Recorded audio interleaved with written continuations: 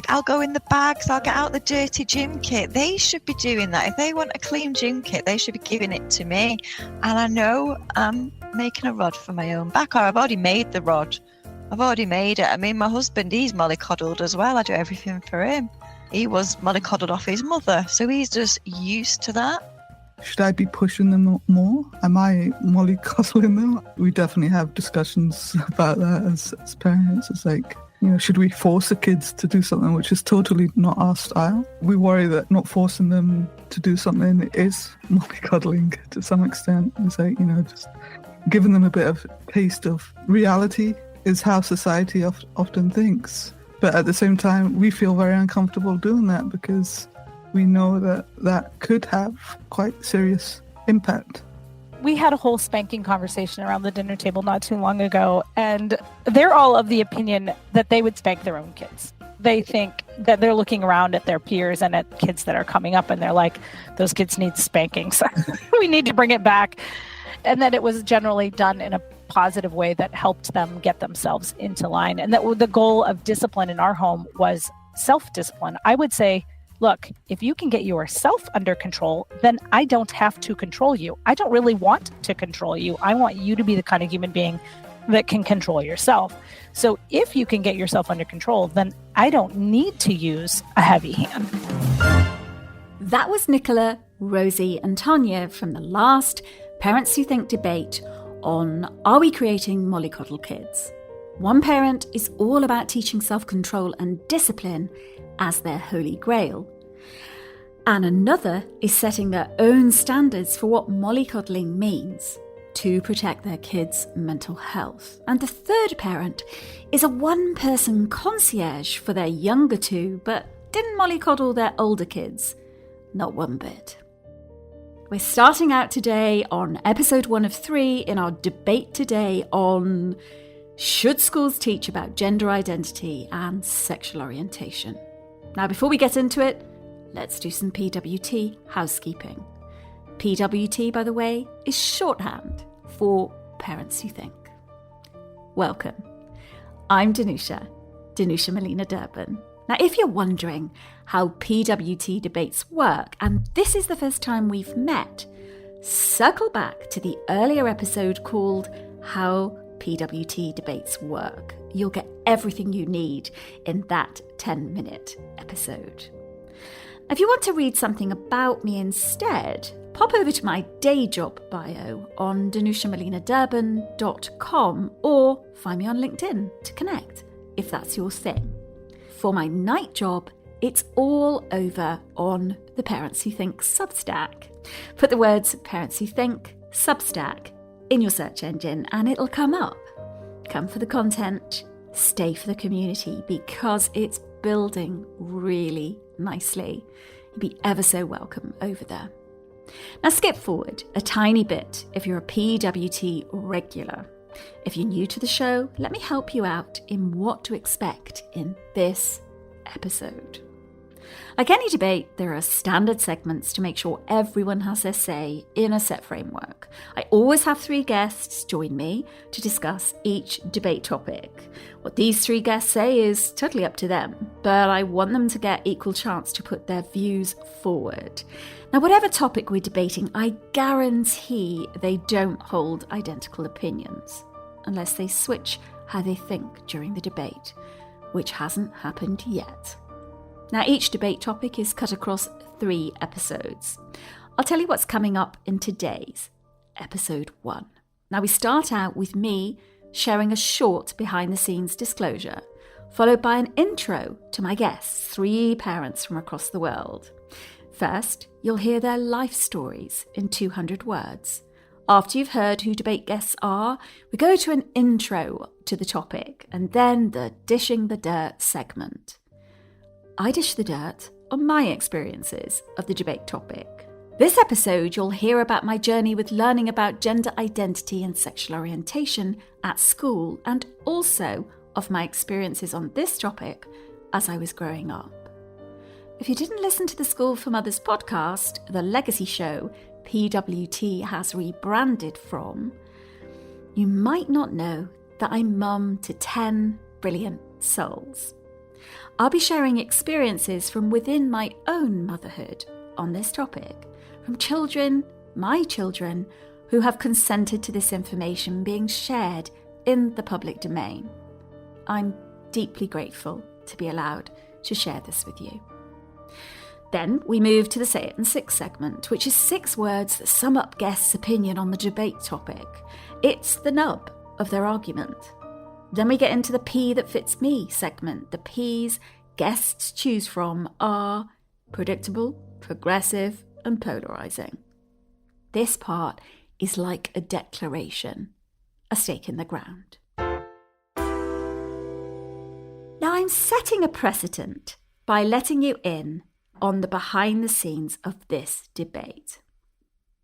Let's talk why this debate. Before Parents Who Think published the first debate, I spent at least a year developing the concept. I crafted segments and I compiled a list of hot button topics important to modern families, and I obviously researched these with parents. Now, today's debate was in the top 10. But whenever I scanned that list, I moved this one down.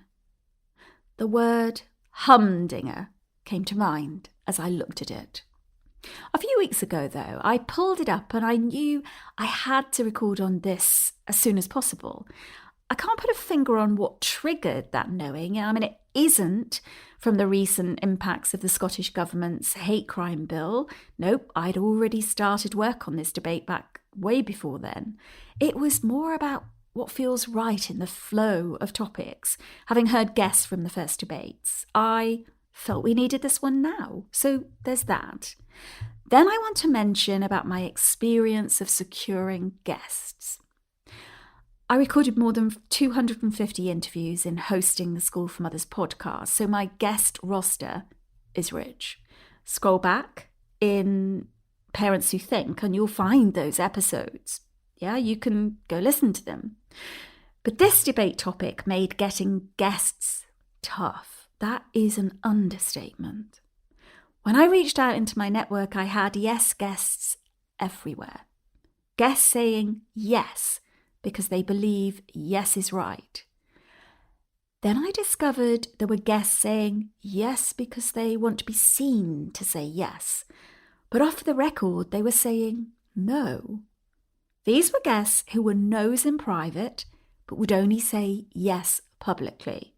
Now, these parents couldn't become Parents Who Think guests for this debate topic. Then there's the no's. I had countless conversations with parents who feel strongly that no, school should not teach about gender identity and sexual orientation. Would they air these views? Nope, they wouldn't, for fear of reprisals, for fear of job losses, and for the simple reason they felt they would be cast as something they don't feel they are: bigots. I'm thankful to my 3 guests today. One has been given a pseudonym because they felt this would protect their children. All 3 parents are professionals, but they address this topic not as experts in the field, but from first-person experience. They get up in the morning, they parent, they think about this topic. They parent, they go to bed. This will be an imperfect conversation between perfectly imperfect humans. All of us. This difficult debate lets us in on their truths as parents today. Here they are: Jane, Amy, and Virginia. I'm a mother of 4 neurodivergent children, aged between 29 and 13. I wish to remain anonymous to protect my children. I'm a white, cis European woman, which comes with privilege. I'm passionate about diversity and inclusion, and it informs a lot of what I do. I would love to be a better ally to marginalized groups, and I'm learning every day how to be more inclusive. I'm constantly peeling off layers of prejudice in myself. And as someone in the self-development industry, I've come to realize that it is an industry that can be harmful to marginalized groups. I'm always striving to be a better person. I was educated on matters of gender by one of my children when they came out as transgender in 2017. I was pretty ignorant then, and I considered trans people weird. I have since radically changed my point of view and educated myself on gender identity, which is just as well because another one of my children came out as non-binary in 2022. As a parent, I'm constantly fighting a world that is not safe for my children. I am Amy. I am a radical change agent who seems to have spent her life changing organisations and individuals, disrupting, being the agitator, and putting in strategic change programmes around health, mental health and women's health. I've done a lot on women's health and women's life stages, and as a mum of two, I think radically about how I want to raise my children and what I want them to be exposed to and what I want to teach them in life, what skills they need for the future. I'm Virginia, feminist Spanish woman living in Northern Ireland. I'm one of those people that refuse to call themselves feminist, but look at me now, literally a professional one. I am a mother of two kids. Eric is 7 and Nora is 6, and I have been 13 years with my partner Chris, who is Northern Irish. That explains why I'm here, although we met in Paris. Although I was very typically ambitious in the way I thought I wanted to shape my career and life, I had 2 degrees, a master's, working in corporate and all the things, I have been letting go of all those expectations and finding other ways to be truer to myself, which might be more ambitious if you ask me, or at least braver. I write, I work on my business, I have great friends, I enjoy making new ones, I read, I journal, I cook, and make lots of fun plans, and I find myself unlearning and relearning and being curious about new things, but always with feminist lenses. And I guess overall I'm in a moment in which I'm very grateful and full of joyful contentment with my life, and I think that allows me to be a better activist and mother and person. This debate isn't a general one about gender identity or sexual orientation. We're specifically looking at schools' role in teaching about this. It's important to remember that. There are times in this debate when we do take a broader view because we're bound to veer away from a tight school focus, but we have to do this in order to zone in again. Now let's see if I can outline this for us in a whistle-stop way that will almost certainly have major gaps in it. Oh, come on, it will. So forgive. We know it's contentious, polarising and evolving topic. So a glance at different perspectives on the appropriate role of schools in teaching about gender identity and sexual orientation shows that some advocate for comprehensive education and inclusivity, while others prioritise parental rights, age appropriateness and religious beliefs. Now, since 2020, relationships and health education has been compulsory in all UK schools and sex education compulsory for all pupils in secondary education. In March 2023, the government announced it was bringing forward a review of relationships, sex and health education. That's RSHE statutory guidance. Prime Minister Rishi Sunak's acceleration of the RSHE education review came after Miriam Cates MP voiced concerns over what she calls age-inappropriate, extreme sexualisation and inaccurate sex education. Now, Cates also presented Sunak with a report outlining concerns that lessons were promoting trans identification and gave a disproportionately dominant place to LGBTQAI+ topics. Miriam Cates' concerns represented another chapter in the fraught history of LGBTQAI+ education in schools.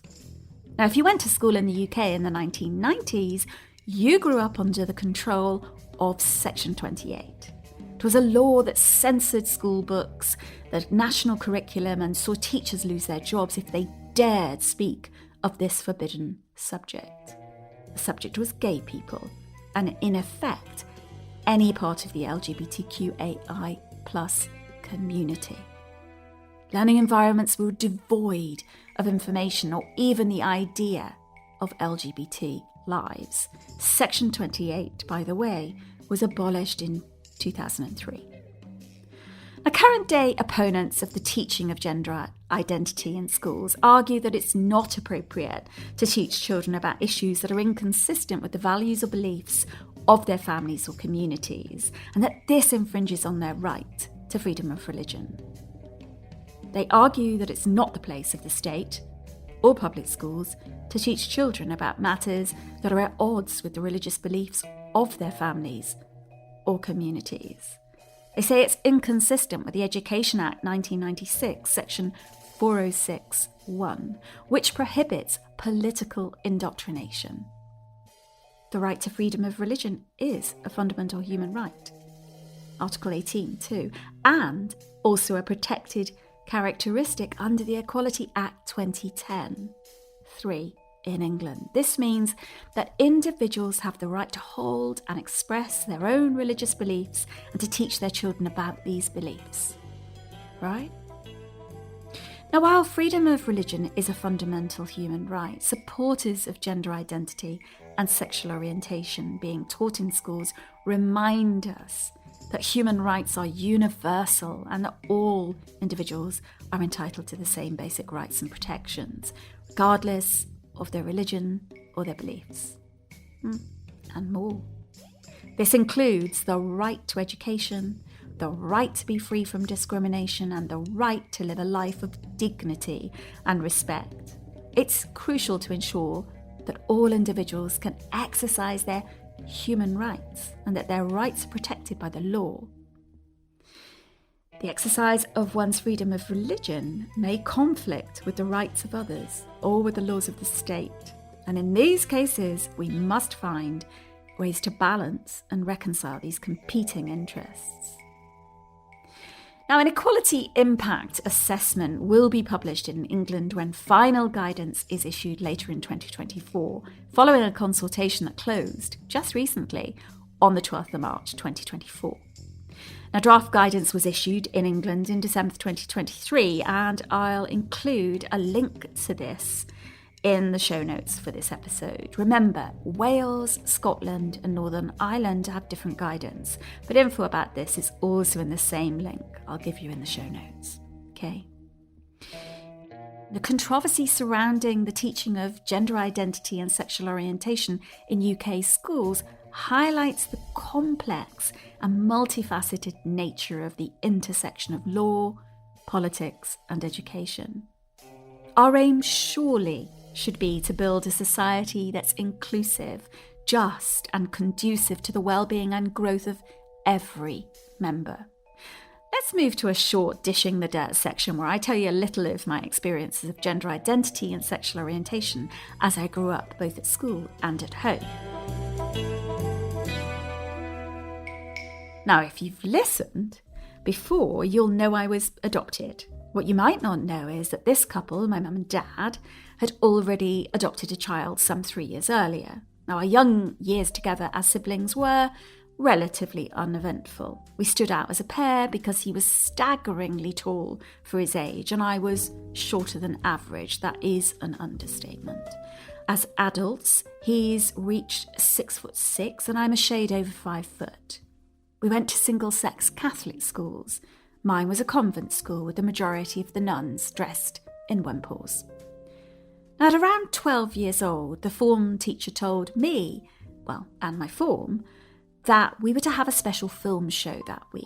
It turned out to be the solitary sex education session we'd get. We assembled with girls from older years in the school hall, ready for what would turn out to be a narrated film with diagrams of male and female anatomy. There was no mention of sex itself, but descriptions of procreation that left the actual mechanics up to our imagination. My mother had already told me about sex in a functional way, and I found out I was the only girl in my form who had accurate information. But the films in that school hall weren't over. They told us, the nuns, to all settle down and to watch hard. This was a film taking us inside an abortion clinic. I won't describe what we all saw that day because it was inhumane. Several girls fainted, one vomited in her lap. No one felt able to leave. By the end of the film, we were shaken. This was a cautionary warning should we decide to err from the paths of the righteous. The narration included words about being evil and about being cast into hell. We were taken back to our form rooms, mute. Our parents weren't warned about or consulted over these films. They were simply consistent with the staunch Catholic faith of that school. I imagine the nuns felt they'd done a good day's work on behalf of the Lord on that particular school day. Meanwhile, as my brother hit puberty, he began to wear dresses and steal our mother's handbags. We lived in a sleepy Dartmoor village where sight of a strapping boy dressed in a skirt, handbag in the crook of his arm, troubled neighbours. News of his behaviour got around. My religious parents had confabs about what to do with him. My mother lectured him on masturbation, though I've no idea why they thought this might be a root cause for his dressing as a girl. I heard them talk of him being a transvestite. They said it in hushed tones. They later talked about this with Father Murphy and then a bishop. My brother was bullied on the buses we took to get across the moors to our respective schools, and on the journeys we shared, I tried to protect him. He was sensitive and introvert, trying out his gender identity well before this was in our vocabulary. I was a short-ass sister who didn't understand what was going on, but I knew he didn't deserve to be spat at and called vicious names. This was the start of a hard life journey for him. The correct pronoun as we know them today was he, him, but those years of being tortured internally and by others left their marks. Decades later, one of my sons, aged 2.5, drew an imaginary line down the centre of his chest and said, "It's like this, Mummy. This side is girl and this side is boy." It was obvious that later when he asked to be called Lucy when he wasn't in school, I said of course. I was mother of 4 sons at this stage, so this meant buying girls' clothes so that he could try out what this felt like. He loved being in the company of girls, enjoyed shopping with me, and loathed the sports his brothers gravitated towards. His siblings ribbed him a tiny bit at first, but stopped once they were asked to show kindness. They stuck up for him when their friends sneered. There was this pivotal moment when he decided to dress as Lucy, hairband and all, in the holidays, and out publicly in the town we lived in. By now, he was 8. As a mother, this was troubling, as I knew the treatment he might get. He insisted, and the reception was mixed. As he became an adolescent, he was less vocal about being a girl and settled more into questions about his sexual orientation. Although I'm his mother, and as much as we're close, as if I'd really know what went on for him. He's a happy gay man, settled in and at peace with who he is. You'll hear snippets from him in this debate. Let's move straight on to the Say It in 6 segment with Virginia, Jane and Amy. Virginia, what is your Say It in 6? When you know better, you do better. Say a bit more about that. I think in this topic in particular, there is an element of fear of knowing, but I think it's important to educate the population, and that starts from childhood, about the world we live in and the realities of the world we live in, because that is what it's going to allow us to, in a much more natural way, accept that diversity and be compassionate and understand ourselves better, the people we live in better. So obviously that is not my quote. It's from the amazing Maya Angelou, but it's so true. And I've seen that in my own journey in every aspect of social justice. I've seen that the more I've learned, the more naturally it came to me to be more curious and wanting to learn more, but also to be a better ally and also to be better and more fair with myself. We'll return to Maya Angelou in a moment. Here's Jane and her Say It in 6. My Say It in 6 is, it's none of your business. someone else's gender is none of your business. That's what I mean. Yeah. So I don't mean to be rude. I just mean to put the importance where it needs to be. And for me, that means you don't have an opinion on someone else's gender or gender identity or gender fluidity. You're here to listen, not to give an opinion. Let's take it to the debate question, which is, should schools teach about gender identity and sexual orientation? How does your Say It in 6 link with that? So as a parent, your opinion about whether schools should teach that doesn't come into it because it's bigger than you. It's in your interest, the interest of your child. And whatever opinions and sensitivity you might have around that topic could actually be incredibly toxic for your child if they don't conform with your beliefs and opinions. And your child needs to have representation in school for the things they might be feeling inside for which they don't have a language because you didn't give it to them. So you're saying that it's none of your business, but it is someone's business, your child's business, yeah? Yes. I would say they need in school to be given the vocabulary and the education so that they can know what their gender or sexual orientation is when the time comes. Because as a parent, you're probably not equipped to support them with that, especially if you have very strong opinions about gender, especially if you're a very binary person, which most of us are. The Maya Angelou quote Virginia mentioned is this: do the best you can until you know better. Then, when you know better, do better. Here's Virginia again. Well, Maya is a Black writer, poet, and activist. And yeah, she dedicated a lot of her life to civil rights activism and feminism and a lot of important battles, but always from a space of compassion and inviting of conversations and inviting people, to, okay, just get it from here. What is next? How can you just join the fight from now? Feminism shows up in Virginia's life story and in her Say It in 6. How important is feminism to you? It's key not only as part of my career. A friend of mine described me once as a professional feminist, and I've been using that title because it's the coolest. But also, I think it permeates everything I do in life. So the way I parent, the way I have my relationship, my friendships, probably most importantly, my relationship with myself. Well, you weren't always a feminist, though, were you? No. I was one of those people that hated the word feminist and was convinced that that was not for me, that I was victimist, that we just needed to work harder, that it was not okay to have different roles and they were all important. It comes back to that piece of information. My father-in-law told me once, Virginia, of course you're a feminist. Every decent person is. And I just went and researched, I'm going to prove him wrong. It was very academic. I'm going to prove him wrong. I'm going to show him all the ways I'm not and why it doesn't make sense. And then I started researching and I was like, well, okay, of course I believe in that. Well, fine. If that's what they mean, sure, I can agree on this part. So I started, I guess, a journey on a feminist path. Okay, I'm a feminist, but I don't believe in this or this, or I don't hate men. I don't believe in positive discrimination or a lot of other things that I guess in that moment scared me or felt too big.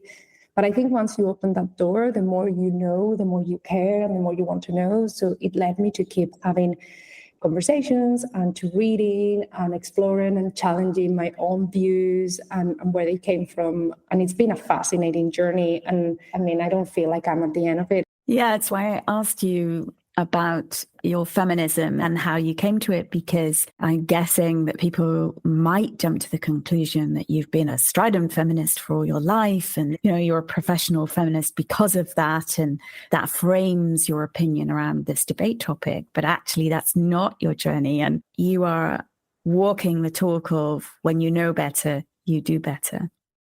Let's hear where Amy takes this. My Say It in 6 is time, life skills, appropriateness, sensitivity, untested, and playground. For the keen amongst us, they'll notice that. Say it in 7. Why those words and not a sentence? So why not a sentence? Because I hadn't thought about writing that in a sentence, which would have been far more logical. I had thought about this in what 6 areas would I make my argument in. So for me, my first thought was there's so limited time at school for our children as it is, and so much to learn. Why would we put this onto the curriculum at an expense to other things? School is also there to educate and to set our children up with the life skills to be thriving members of our planet, humanity, society. But if we're teaching gender identity, we're not teaching something else. And for me, life skills are about money, financial literacy, emotional literacy, looking after ourselves, nervous system regulation, being able to handle change, being able to process trauma in what is, rapidly becoming a war-torn planet, are actually life skills that I think are more relevant and would want my children to learn more at school than a debate about gender identity. Virginia's a clear yes to should schools teach about gender identity and sexual orientation. She bangs that home in upcoming episodes, but we can hear where she's coming from in her Say It in 6. Jane is a middle finger to anyone having opinions about anyone's gender identity and sexual orientation, and is a big yes to this and sexual orientation being taught about in schools. Amy is a no. And in the next episode, you'll hear her reasons why. But for now, she lists off 6 reasons for why she's against this. These parents really do put a stake in the ground and say, this is my opinion. There are many, maybe like it, but this one is mine. In episode 2, you'll hear these 3 parents go deep into their opinions in the Get Up on Your High Horse segment. Let's get into the P that fits me segment, though. I'm curious which P each parent chooses. Now listen to how ahead of myself I get. The P that fits me, which are you? I'm pretty sure I know. Well, it should be progressive, but I think a lot of people will find it polarizing. And that saddens me. It shouldn't be a polarizing debate. What do you think your opinion is, though? Progressive. Yep. So you see yourself as progressive. I can't help thinking that because that's what's all over the internet. That's what's all over, in politicians' mouths everywhere. What's all over the internet? There has been in the UK almost like a witch hunt towards transgender people. So that's what's polarizing, and it's become a political issue, which really upsets me because actually it's human rights. It's not politics. How does that witch hunt relate to whether get my teeth in a sec, whether schools should teach about gender identity and sexual orientation? Because it's obviously the two, isn't it? Because the more educated you are on these topics, the less intolerant you're going to be, the less bigot you're going to be. And there's already a lot of bigotry even still in schools, in children, because it's instilled in them by their own parents. So we need to start somewhere. This isn't the moment for me to ask what's on the tip of my tongue. Why is Jane assuming school teachers are less bigoted than parents and can teach this? We get into this in the next episode. What's the P that fits me for you? For the P that fits me is predictable. Now, again, I spent quite a lot of time thinking about how to answer this question. My first was progressive. And then I thought, well, actually, I don't think my viewpoint is progressive. Most of the parents I speak to behind closed doors actually, in my experience, share similar views, that they don't think this should be in the classroom. So I think it is predictable. The difference is that this is so charged as a topic in our society right now. So I think it's that kind of unspoken, not raising head above the parapet. So my initial thought was, yeah, this is really progressive. We shouldn't be teaching it. And then I thought, well, no, I have this conversation with people all the time, actually, who are concerned about it. I actually have friends where schools have put in gender identity topics into the curriculum, made sure their children are excluded from it. So I think my viewpoint is predictable, but probably not widely shared because people are concerned of the fallout of sharing that view publicly. And I love the distinction that you're making. This is a topic that parents, well, generally people are talking about, but specifically parents are talking about because we're having to navigate this if we've children in schools. Exactly. And that's the point about this. The question was, should this be taught in schools? And actually, it's the in schools that narrows this down. The answer is, I don't think it should. I asked Amy about fallout. I think one treads very carefully about talking about gender identity, because especially if you are seen to promoting a pro-women view, then you can get backlash. I mean, we see it online with trolling and people who are very pro-woman.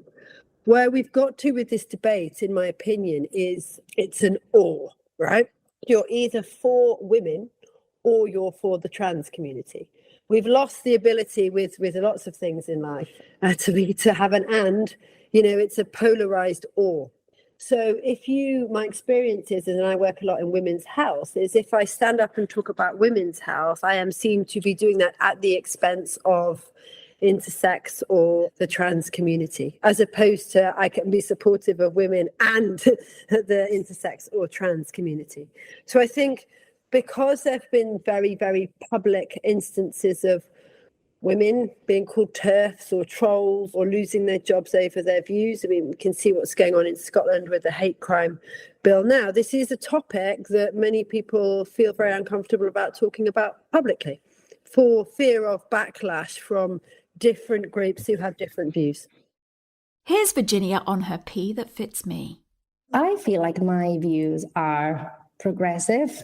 And that was a very fascinating question for me, because I was like, I hope it's just a normal, but no, I think it's still today progressive. And I laugh because I imagine a lot of people will think it's polarizing, but no, after reading the descriptions, I think sadly it's not predictable, but yeah, I'll say it's progressive. This not being sensitive, in my opinion, to be just predictable, that would be an utopia. I wasn't expecting this. It's in a highly sensitive area, yeah?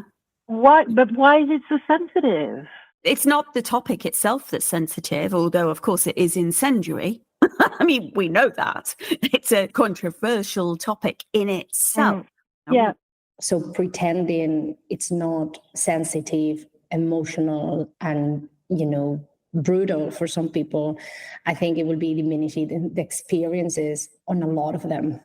So no, I do think it is sensitive, and it has to be taken, be treated with that sort of respect of, we're talking about the lives of others and the right to fully experience and how they experience the world and how they experience life and how they are perceived in the society. So I hope we get to a point in which, that would not be sensitive. That would be just common sense and everybody would be on the same page. But sadly, I don't think we're there yet. In the end, 2 guests say their opinions are progressive and 1 predictable. I couldn't have guessed this when I chose these parents to take part in this debate. Now, how about you? Have a think about your opinion and whether you think it's predictable, progressive, or polarising. What about your close friends? How about their opinions? I'm starting Substack chats where you can have your say on debate topics. I'd love you to join me. Come and have your say.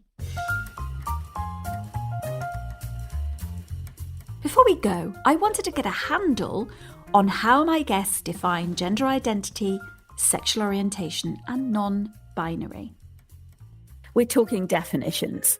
I think in order to understand gender identity, you need to understand the difference between sex and gender, which again, I feel it's a big part of the problem in this debate, that people don't even understand those differences. So sex would be the biological part, and that's not only the genitalia, it will be chromosomes and, hormones, and that has to include intersex people, so it's male and female and intersex. And then gender is a social construct, so it's about the way the world and the way society and the way we express how we feel and who we are and the way the world treats us, and it's all that societal part of it. Again, and gender is not the same, and it's not expressed the same or perceived the same in different cultures, in different ages. I asked Amy to define gender identity. That's a very interesting question. And my lens on this, because of my work, I've worked in and around women's health for 20 years, is when you talk about gender identity, for me, it comes through the discussion around trans women. But that's because of my lens and the work and the way that this has sort of interacted with my life. Gender identity was how you feel in your body and how you present that, whereas sexual orientation is who you're attracted to. But I do understand that there's kind of continuums and that this is highly linked as an identity. Here's Jane on definitions. So I'm not sure I'm going to use the right words because I'm not educated in the term that I haven't done a degree on gender at uni, which I'd love to do actually when I have the time. But from what I understand, gender identity is how you see yourself in terms on the gender spectrum, which is a spectrum, whereas sexual orientation is who you are sexually attracted to. So completely different. And that's also why I think that actual gender identity could be taught very easily in primary schools, whereas the sexual orientation thing, if people feel that maybe that might be an issue at that level, it could be left for later on. Virginia chimes in and it seems we've agreement. Maybe. So sexual orientation is who you are sexually or romantically attracted to.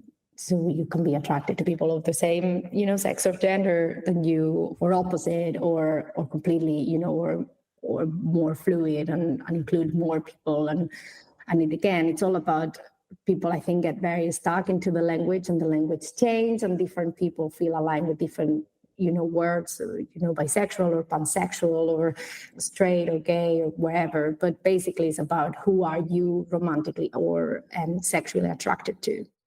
What does non-binary mean to you? Okay, so I'm just choosing my words so I don't come across terribly here, Danusia. So my understanding of non-binary, so non-binary is, So my understanding of non-binary is that it's a continuum between the two genders of man and woman. I have to confess myself, and this is another reason why I'm cautious of this in schools, of not being really clear in my head of the difference between, the LGBTQA+, what the differences between non-binary, queer, the pluses are, in a way that I feel I can confidently articulate that to my children. Now, if I was ever in a situation where they asked me, then I'd go and look it up with them and we'd have this discussion together. But for me, the non-binary is somebody who doesn't identify as either gender, but that is somewhere in the middle. So non-binary people is people that are not either women or men, and they just do not conform or identify or are or lived as any of those categories. So I believe there's a lot of space to broaden the box of womanhood and broaden the box of manhood. And yet there will be still people that is like, that's fantastic. I'm none of those. So I think we have a problem of very tight boxes, but also a problem of not wanting people to, not listening to people when they tell us who they are. So non-binary people is just that, people that are not women or men. So that's something that I struggled with for a very long time, until one of my children came out as non-binary. And basically it's, I don't want to identify as either male or female. And I might identify as male one day or female another day, or decide never to identify with either. And you're just going to have to give me the freedom to be exactly who I am. And one of my favorite non-binary public person is actually one of the members of Queer Eye, Jonathan Van Ness. He did a whole episode that actually my youngest non-binary child told me everybody should watch, because she absolutely loved it when we watched it together. And it's called Can We Say Bye-Bye to the Binary? Because it's not harming just non-binary people or LGBT people. It's harming all of us. I hope you'll join me in episode 2 when we hear these 3 parents get up on their high horse about why they think schools should or should not teach about gender identity and sexual orientation. Thanks for listening to this episode of Parents Who Think. If you'd like to react in some way to something you've heard, come on over to the Parents Who Think Substack community or on our YouTube page called Parents Who Think.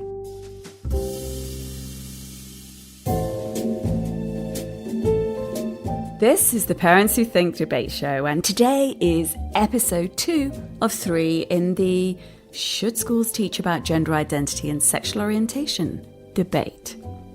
I'm Danusia Malina-Derben, and if you're new to Parents Who Think, you could go back an episode and hear the start of this debate. If you do, you'll get to know guests and understand the dynamics of PWT debates.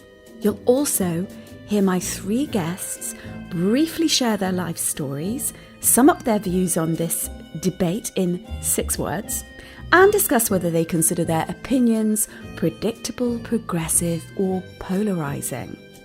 But here's the thing. You don't need to do this to get the gist. Let me help you. Now, one of my guests thinks her opinion is predictable, and the other 2 think theirs are progressive. 2 parents are a yes, schools should teach about gender identity and sexual orientation, and 1 is a no. Now, Virginia is a professional feminist and bisexual, but hasn't always identified this way. She's committed to teaching her 2 young children about diversity, social justice, and compassion for all. She's a busy entrepreneur based in Northern Ireland with work that includes diversity and inclusion training in organisations, including schools.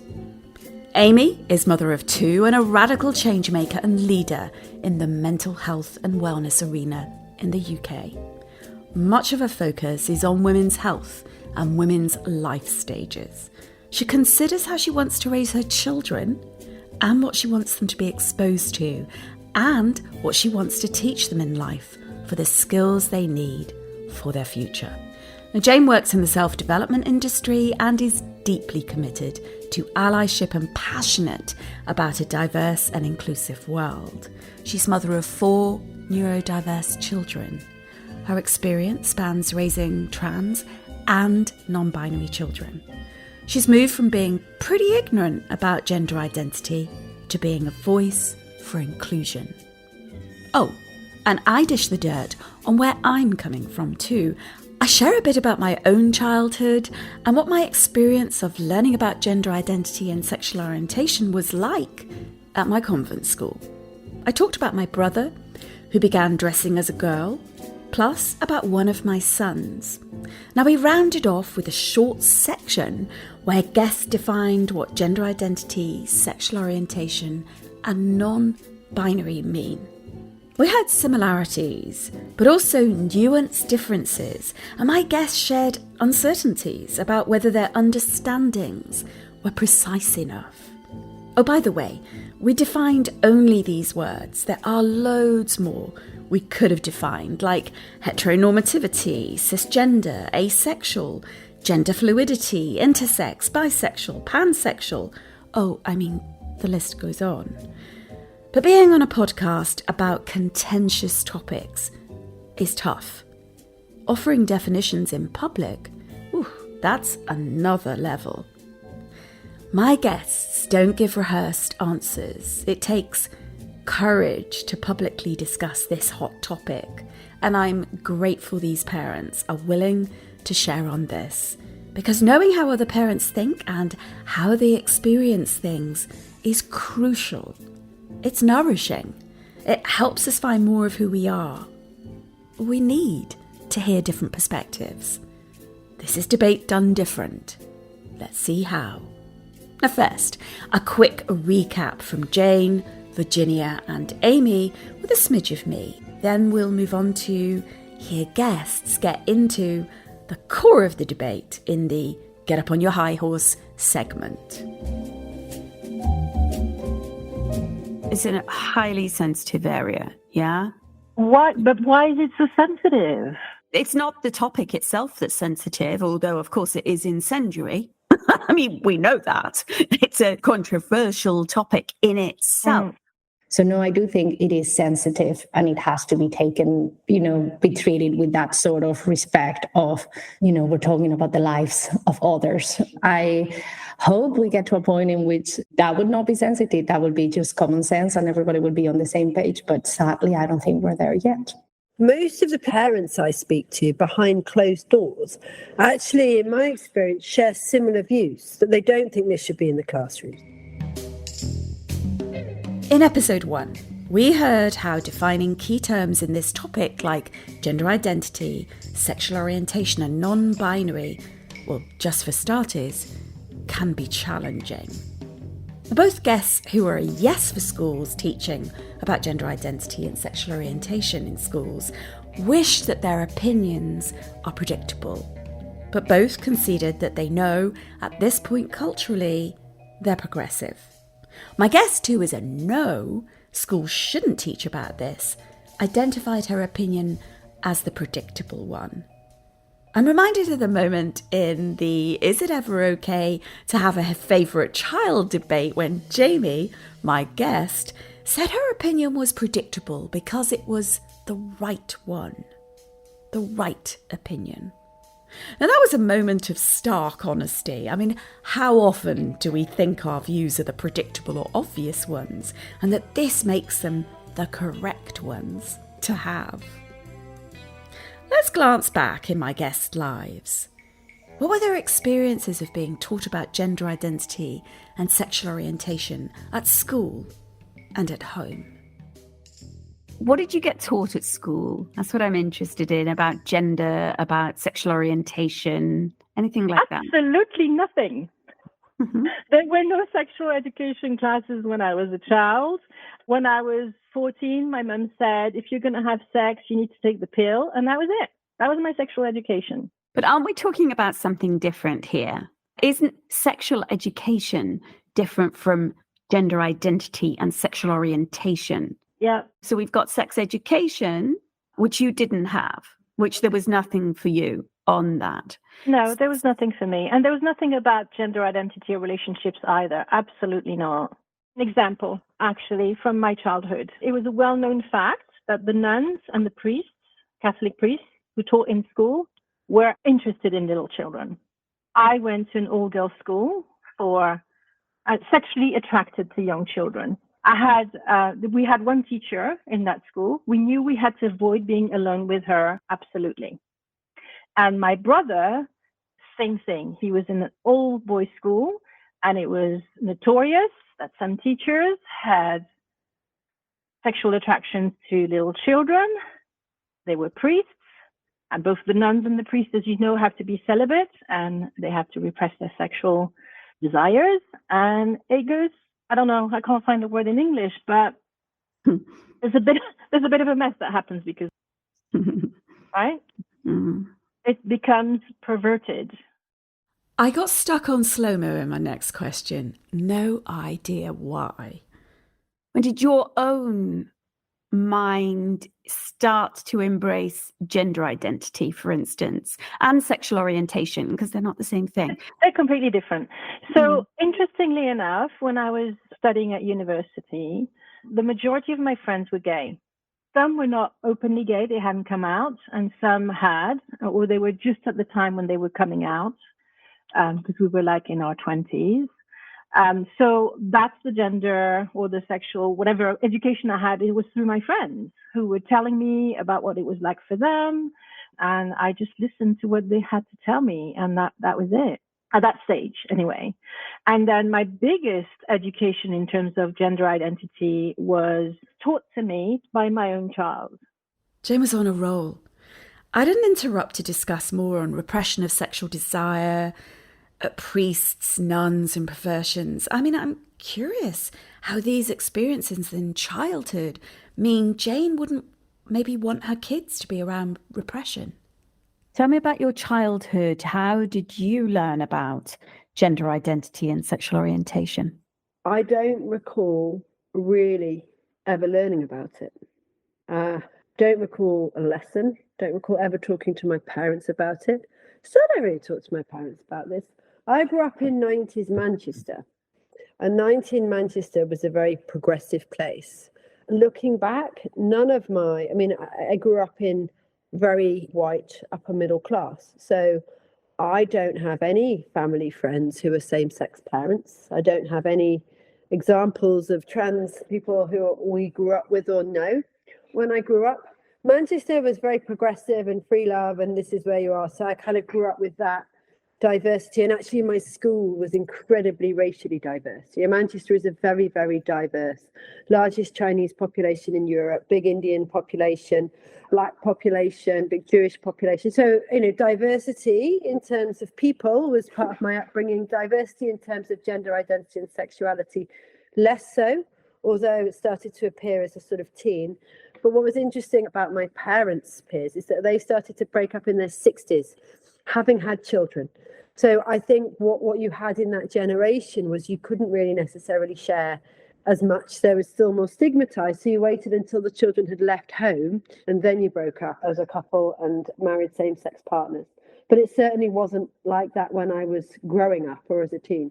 And when did you yourself start to think about gender identity and sexual orientation then? If it wasn't something that you discussed with your parents, wasn't in the curriculum, like when?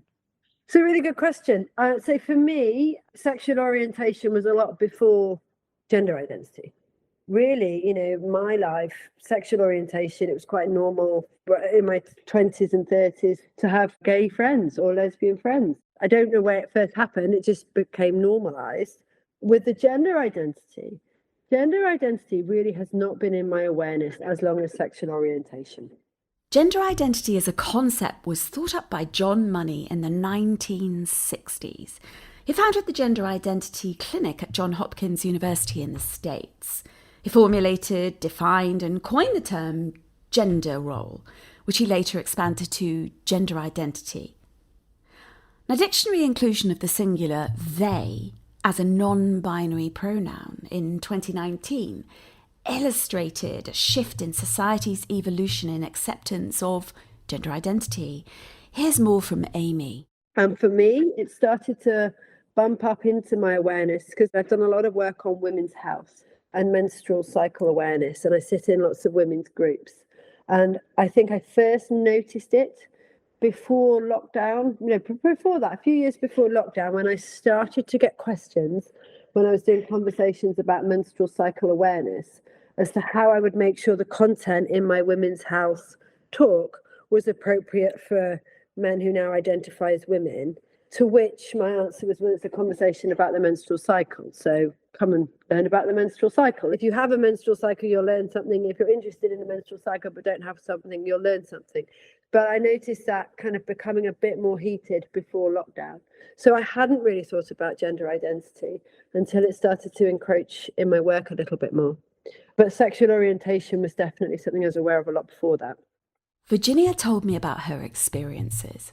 Well, my school was Catholic in Spain, so I didn't really talk much about it. I don't think we hide from it. I don't think it was condemned either. I don't think there was an extreme homophobia, like direct. It was probably a hidden one, but it was not taught, and it was a very heteronormative school, as it would be society and the way we raise our kids. And in terms of gender identity, well, I'm 37 years old now, so you could hear cases of, there was this trans kid, but it felt a very isolated, clinical, one-off. This child had this clinical situation that was resolved this way, kind of way. I think the conversation has evolved and went to the mainstream media much more in the last years. So I don't have any memories of this being discussed when you gay people existed. So you didn't have any explicit teaching about sexual orientation. And it sounds like from a gender identity perspective, it was like the one-off rare case. Well, it wasn't even in a school. I mean, if I come back to my childhood experiences, all I would have known about it is if somebody mentioned a very specific case. And I think it always was with a very kind of clinical approach, like this person is, the words would be back then probably transsexual. So it felt very, one-offish, very almost a non-topic. So that would be my childhood memories about this all. What were you taught in terms of sexual education in a Catholic school? Not much. I think it was more like we wouldn't talk about it, period. We didn't have a sexual education in a school. So We didn't have any real reason or outlet to talk about it at all. So it was just ignore, and gay people were, again, we were never told that gay people were sinful, but we were just not talk about gay people at all. It was just an avoidance of the topic altogether. I asked Virginia when sexual identity came into her consciousness. Well, I think this is a very important part of the story. I am a bisexual woman, but I'm married with a man, and all my relationships were with men, and my whole understanding and acceptance of my bisexuality is being relatively recent. As in, I've always knew I was attracted to women in some way, but it almost never felt like that was enough to qualify. And it's very interesting because I wrote an article about it some years ago, and the response I got from women was immense. Like, oh my God, that's me. You're describing me. Like, sure, all women kind of fancy other women, but then all the self-doubts, the lack of representation, the lack of role models or conversations about the topic make that introspection very complex and maybe delayed. And I sometimes wonder about how much richer my life would have been if I had the tools and the conversation and the space and the knowledge that I have now when I was growing up. And it's something I'm determined to give to my kids, and I would love every kid to have. Virginia has only had relationships with men, has been married to a man for years, but is bisexual. How old were you when you decided to call yourself bisexual? Because I hear you already knew you were attracted to women. I think it's been probably 4 or 5 years in which I more comfortably call myself bisexual. It's very interesting because I've done it. For me, the fact that being a mother, it's been key in the process. For me, being out as bisexual, I'm vocal about it. It's very important as a mother because that's how I want my kids to know me. I want them to know that their mother is bisexual because I know that will give them another frame and another almost permission to see the world and sexual orientation, not only theirs, but of those around them in a much freer way. And then this year, for the first time, so maybe that was 4 years ago, that I've been calling myself openly bisexual and comfortable with that part of my identity. But it's only this year that I was in the Pride with the kids and my husband, and I felt like, oh, I'm here not as a guest, like, oh, this is mine too. I get because I too was failed by the world in this part of my identity. Do you think if you had had some teaching at school about sexual orientation, would you have come to this earlier? I think if I had some teaching in a school, it's not that I will be like, oh my God, that resonates. Maybe it would, I don't know. But my feeling is that if I have had those conversations, if the school have provided that space to talk about it, then those conversations would have happened between my peers. We will have talked about it maybe during break time. We will have checked, well, that has never happened to me, or like, what? I totally, I think it would have normalized it. And if it had been normalized and it had been part of something that happens, then we could have explored that openly and with more knowledge and maybe less just taboo or stigma or questions. And that will have made me come to the conclusion either faster or, I don't know, in a more understanding way.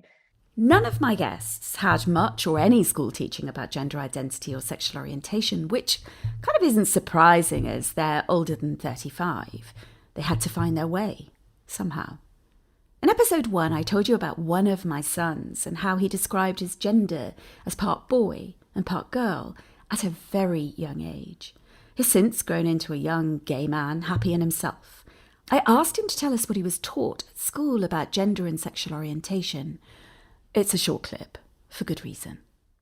I wasn't taught much about sexuality or gender. In school, it was mainly a small amount of sex education, putting a condom on a banana, and watching a very horrific video of a woman giving birth. It was very limited and very much, I felt shunned and something that wasn't celebrated or dedicated. This debate wouldn't be complete without the obligatory condom on the banana story, which typified so much of UK sex education for a long time. Now, the early experiences of my guests set the backcloth to their opinions on this debate topic. Jane poses a central question here. And going back in my 20s, I did wonder, if you have a sexual orientation, is it something that is acquired, or is it, nurture or nature, that debate? So I had the questions in my mind. I just didn't have the answers. Well, now we have the answers, and that knowledge needs to be spread in order to create a more tolerant society. Jane told me about her parents' views when she was pregnant. Here's how it went down. So interestingly enough, when I was pregnant with my first child, I was having discussions with my gay friends, and I said I would have no issue whatsoever to having a gay child. Absolutely not. But my parents disagreed. My parents were dead against it. They thought that I was irresponsible by allowing my children around my gay friends because they associated being gay with being pedophile. In their minds, their lack of education clumped them together. I asked her why her parents collapsed being gay with being a paedophile.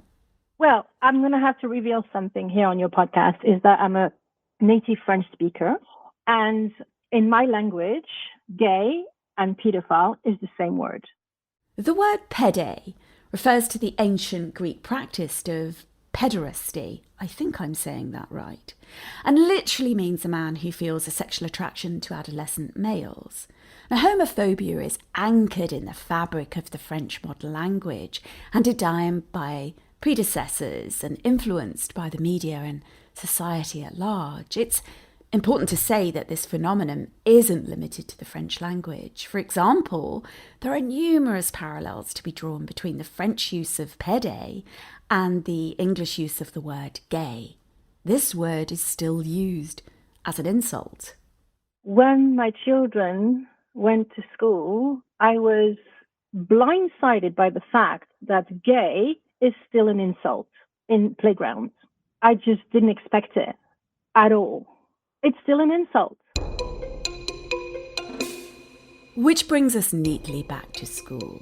That's the focus of this debate. Not wider moral judgments about gender fluidity and identity and sexual orientation, but should schools teach about these? We know our general opinions influence whether we're a yes or a no on this, but it's far more complex than saying a closed-minded person will be a no and an inclusive-facing person will be a yes. I'm interested in how this plays out for my guests.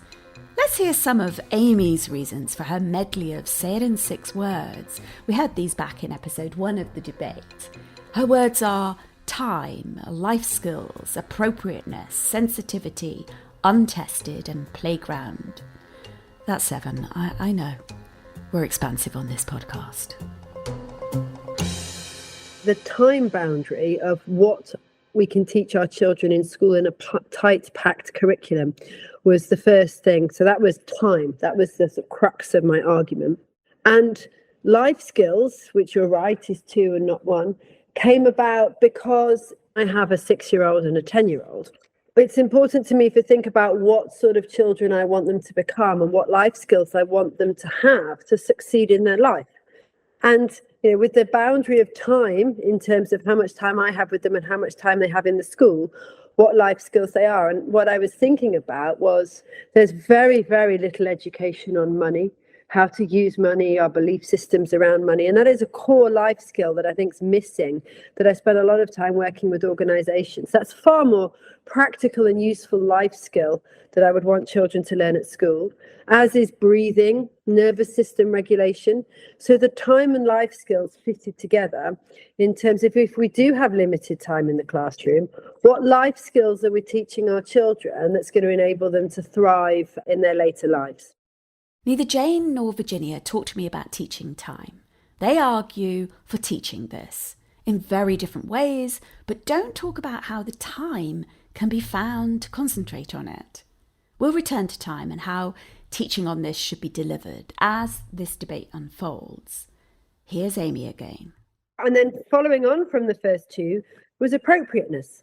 So what is it appropriate to teach our children in the classroom? And, what life skills do we want them to have, time, but also what is appropriate?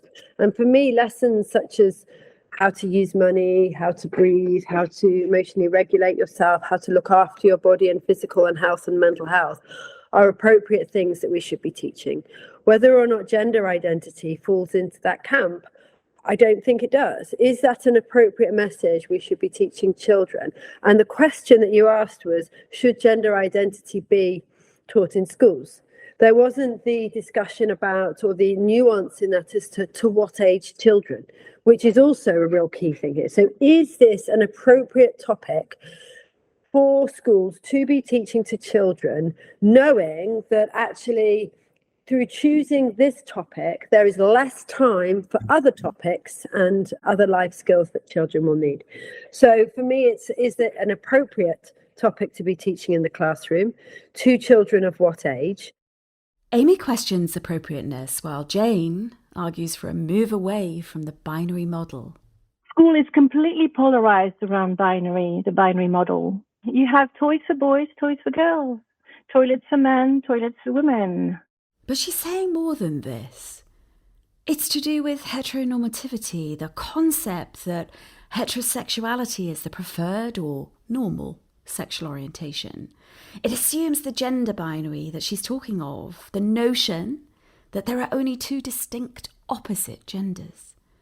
Her point links to Amy's question of, is this appropriate?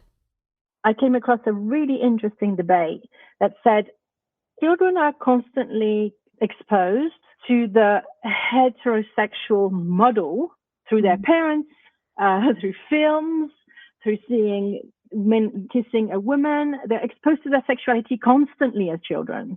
So why do we have an issue with that being, as long as it comes away from that heterosexual model and we go into the LGBT model? What's the difference? And it's almost like there's a double standard here. Well, it's a very understandable view, isn't it? That they're already surrounded by this sexual model, sometimes even exposed to, not directly, but, some levels of sexualization anyway. But it's always the heteronormative model. There's just no diversity there. The heteronormativity is so strong. Like, we all expect everybody to be straight. I've just assumed I was, because that was it. I just assume if there are these two boxes, then of course I belong to a straight box. That's the one that feels comfortable. So I think if a school have brought those conversations, and sometimes it's not even the conversation, if they understood that and then they try to eradicate intentionally the heteronormativity within the school, then I feel my whole experience would have been very different and probably richer. I think I did miss out on great opportunities or life experiences because of lack of understanding or knowledge. Amy questions whether schools have time and whether it's appropriate for schools to be teaching this. Jane wants the binary gone. She wants diversity. Virginia would like schools to eradicate heteronormativity intentionally. I think I've got this. Correct me, please. The idea that the hetero model is the model. So when you say eradicate, do you mean stop with that assumption that everyone is straight? Yeah, and that's how I live my life now. And it's very easy. I mean, it feels like, oh my God, this is going to be the end of the world. It's like, no, we just have to assume that we don't have to assume that everybody's straight until proven contrary. It's easier if you assume that everybody is bisexual until proven contrary, because it stops you from making assumptions one way or another. I'm wondering how this relates to schools and teaching. You just don't assume. You present stories that are diverse. It's that idea of diversity has to be intentional. We need to show kids that there are different kinds of families, that there is different kind of love. And just don't assume, it cannot be that it's an afterthought. It just have to be that we assume that diversity and that richness of it's the norm rather than the deviation of the norm, which is the way it's treated at the moment. And that has to be an intentional work, because the heteronormative is huge everywhere. Heterosexualizing life is the norm, whereas Virginia and Jane are calling to diversify this archaic model, and they want this taught in schools. Amy says no to this. She explains more. And the reason that I question its appropriateness is how sensitive it is. This is a highly charged debate, full of sensitivity, full of different viewpoints, full of different angles. And is that something that is appropriate to bring into the classroom where children are learning skills and need to feel safe? And the sensitivity of that topic comes from people having a wide range of different views and parents having different views. So as a parent, I think very carefully about what lessons I want to teach my children, how I want to present difficult topics such as wars, such as identity, all different things. And that is in my thought process as a parent as to what they need to be exposed to when, how I'm going to articulate that, and actually what my views on that are before I teach it to them. So for me, it's not just time and life skills. Is this appropriate for the classroom? No, I don't think it is, because it's such a sensitive topic with such a wide range of views. And as a parent, it's important to me that my children hear my views or other people's views. I always try to expand out to the different angles, but it's sensitive. And because it's sensitive, should it be in the classroom? Amy acknowledges the wide range of viewpoints in this topic. That's parents' views. But I'm guessing she also means teachers' views in this context of school. When Jane talks about teaching beyond the binary model, I said this. Aren't schools built like that? The day my youngest received a letter of acceptance into secondary school, they sent it with a gender on the letter. It's not necessary. You don't have to say, welcome your boy or your girl into the school. You could say just your child. This is just one of the many examples that as a parent of gender fluid or gender non-conforming children, we've had to face as a family, which most people don't have to because they don't realize that there's a problem. Because when you swim in certain waters, you're not aware of what you swim in. Let me get this in my head, make sure that I'm with you. You're saying that schools are also binary, but they're the place to teach children about this. I've never actually attended any of the sex education classes myself, so I can't really speak from first experience. I can only share what my children have told me. In this context of teaching sexual education, yes, they do talk about more than just the binary model. And that's what we're discussing today. Should they be sticking to the binary model, or should they be inviting conversations around same-sex families, parents, for example, because some of the children are going to have two mummies or two daddies. And if they're not represented in school, if people don't talk about that in school, they're going to be mocked by their peers. That's the very first consequence that's going to happen. And they won't have something that they can identify, that can normalize it. They said, it's okay for you to have two mummies or two daddies, even in primary school. Now, next week, I'll be sharing my thoughts on this topic. For now, I'm noticing that Jane relies on her children to communicate to her about content delivered to them about this at school. Now, I'm wondering if children will always be mature enough to discuss the appropriateness of this material. Consider this. Does challenging the binary model mean infusing inclusive content into all curriculum topics, or is it taught as a bolt-on, as Virginia calls it, a deviation to the norm? If it's the latter, then aren't schools perpetuating binary models, but simply going along with the need to offer inclusive gender identity and sexual orientation teachings? There's a difference, isn't there? There's a big difference. Is it a bolt-on, or is it infused into content? Which leads me to the next point about this being untested. We're talking about a curriculum that we've not seen, has been probably hastily drafted, that has not been tested, to my belief, in any larger, wide-scale way about the impact on it, that because it is sensitive, is going to be filtered through the teacher who is expected to deliver this, who's probably not an expert on the nuances of gender identity. So we're talking about taking an inappropriate, sensitive topic with a curriculum that parents haven't seen, teachers may not agree with or understand, that's untested in the wider field into the classroom. So that was where the untested came from. All the schools teach it probably very differently, and it depends on the actual sensitivities of the teacher who's teaching it. And this is where also that can be an issue, because most of the schools are actually religious. They're Church of England. So that adds a layer of complication.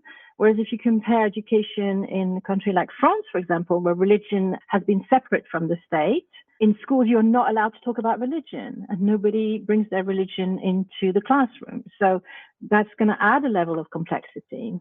What is the complexity that you're talking about? That some teachers might have to teach classes around relationship and maybe gender orientation that are contradicting their own beliefs or their own sensitivity. So how do they do that? I have no idea. Maybe I don't know how they say you're going to do the sex education.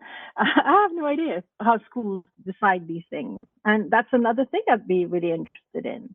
So on the question then is it better to do a job than not a job at all? Is it better to do a job badly than not to do it at all?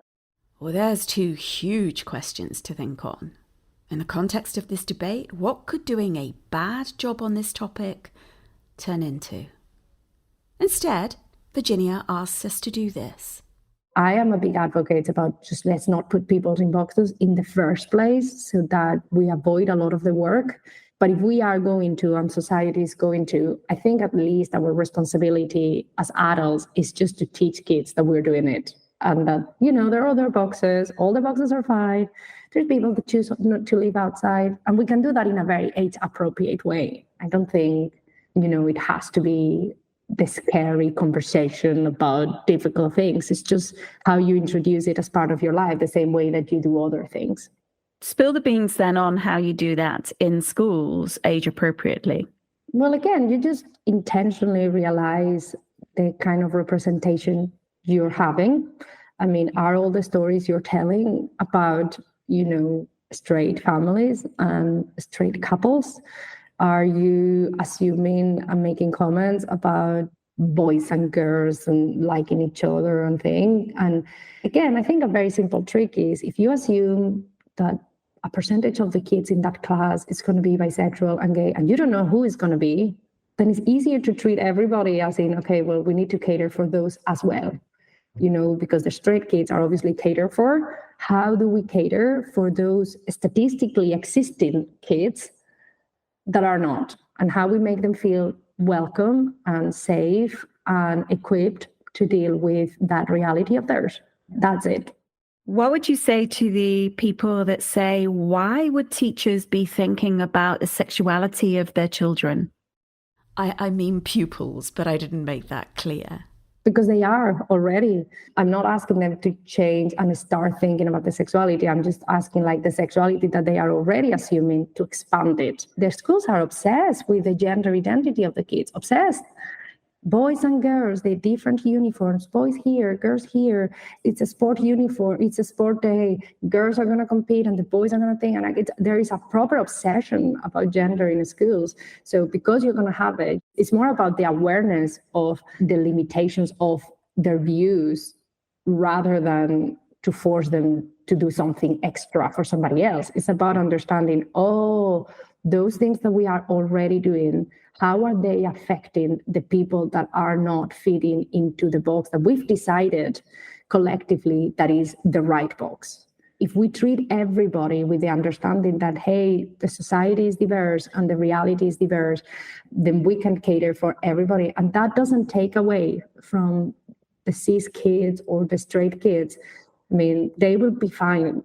But it's about how the other kids, the ones that we know for a fact that have it harder in life, that suffer more bullying, that have, harder experiences, more mental health issues.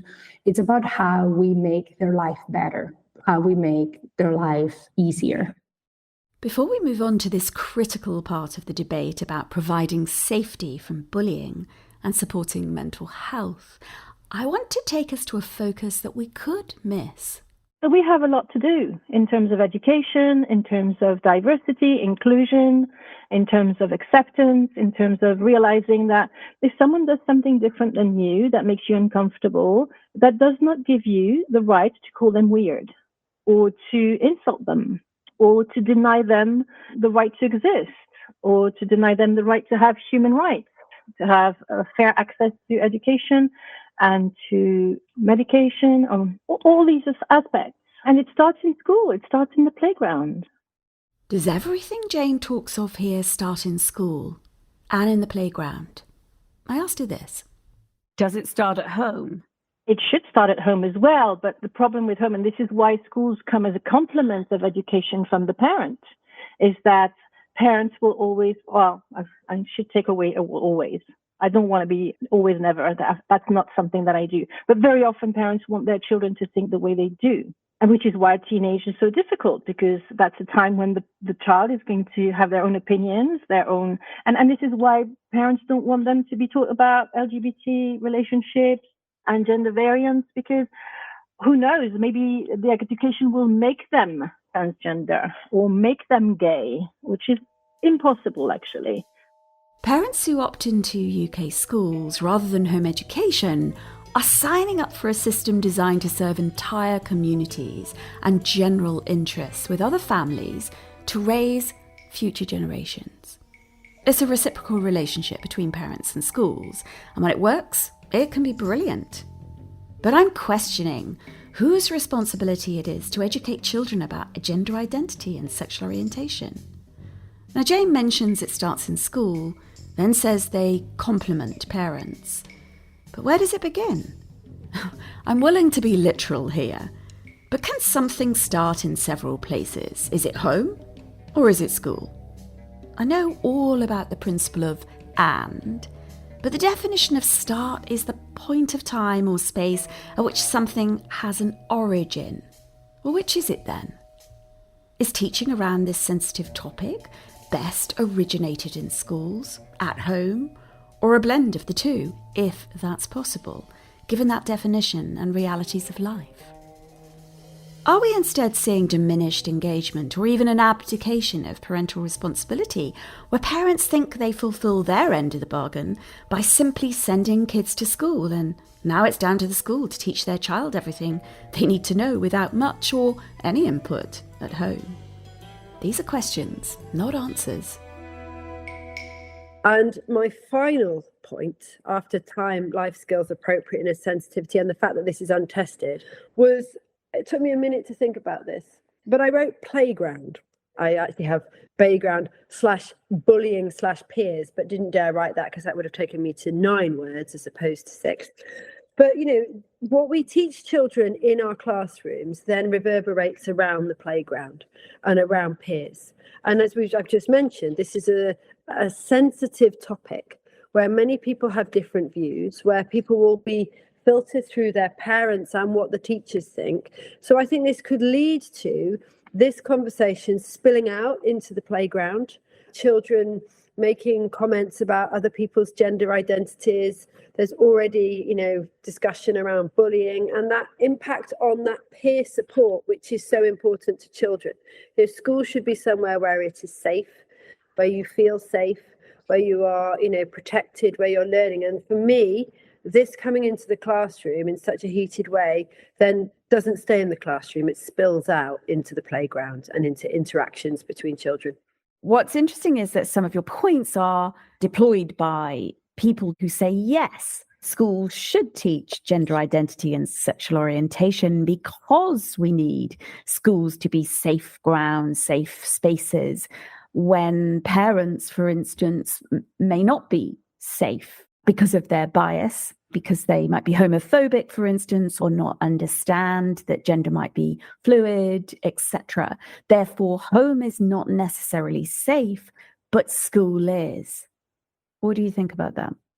I hear what you say about school being safe, but school is also there to educate and to set our children up with the life skills to be thriving members of our planet, humanity, society. And to me, I can understand why people say that about gender identity, but if we're teaching gender identity, we're not teaching something else. And for me, the life skills I mentioned before about money, financial literacy, emotional literacy, looking after ourselves, nervous system regulation, being able to handle change, being able to process trauma in what is, rapidly becoming a war-torn planet, are actually life skills that I think are more relevant and would want my children to learn more at school than a debate about gender identity. And what about those people that would say identity literacy and sexual literacy is core to the human being, therefore, why isn't that on there? Why is that lower than, say, financial literacy or emotional regulation? So for me, it's lower than financial literacy because everyone who has to survive as an adult has to be aware of and understand how to use money. And certainly in my work, a lot of the mental health issues that I see and a lot of the suicides that I've unfortunately found myself managing in the workplace have been due to financial literacy and debt. So for me, financial literacy is the crux to surviving as an adult and actually affects everybody on the planet. The thing about gender identity, and I do understand that identity is a big issue, but where do we stop? If we're covering gender identity, are we going to talk about racial identity in the same level? Are we going to talk about biological sex? Are we going to talk about other protected characteristics, neurodiversity? If we're plucking out gender identity as a characteristic, are we also going to add all of these other aspects? Let's revisit playground culture, shall we? LGBT bullying in school is more common than any other kind of bullying. It's above race. Okay? So for as long as we don't make that, provide that education, these are vulnerable children that will continue to be bullied, and it can have some devastating consequences. I've had to live with a suicidal child for 4 years and several attempts.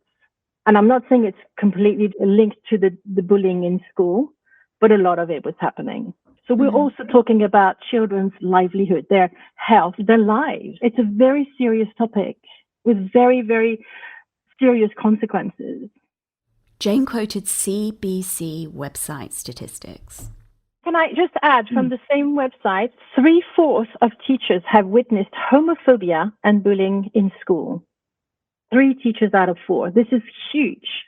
The statistics are sobering. They are incredibly sobering.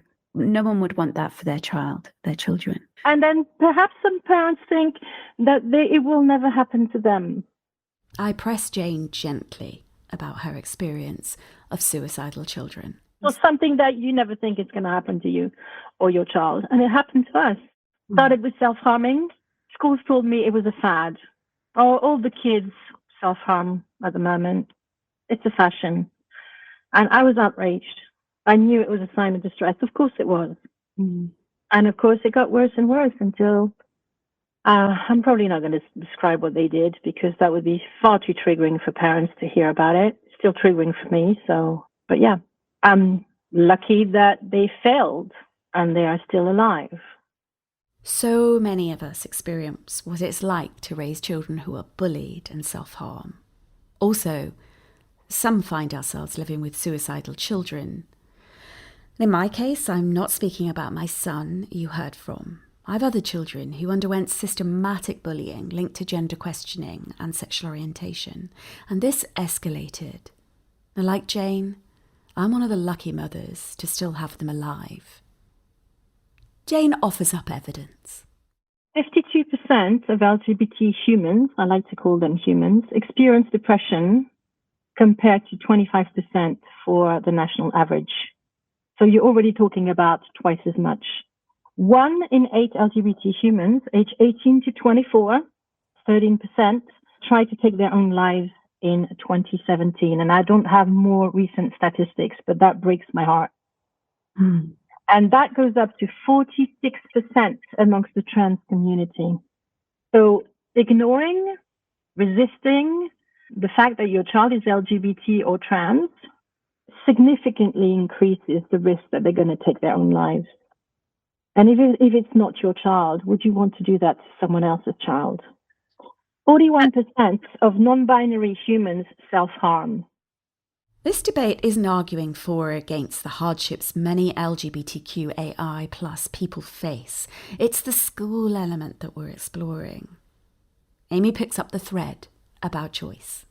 I live in central London and I take my children to many of the art galleries and museums. It's one of the luxuries of living where I live.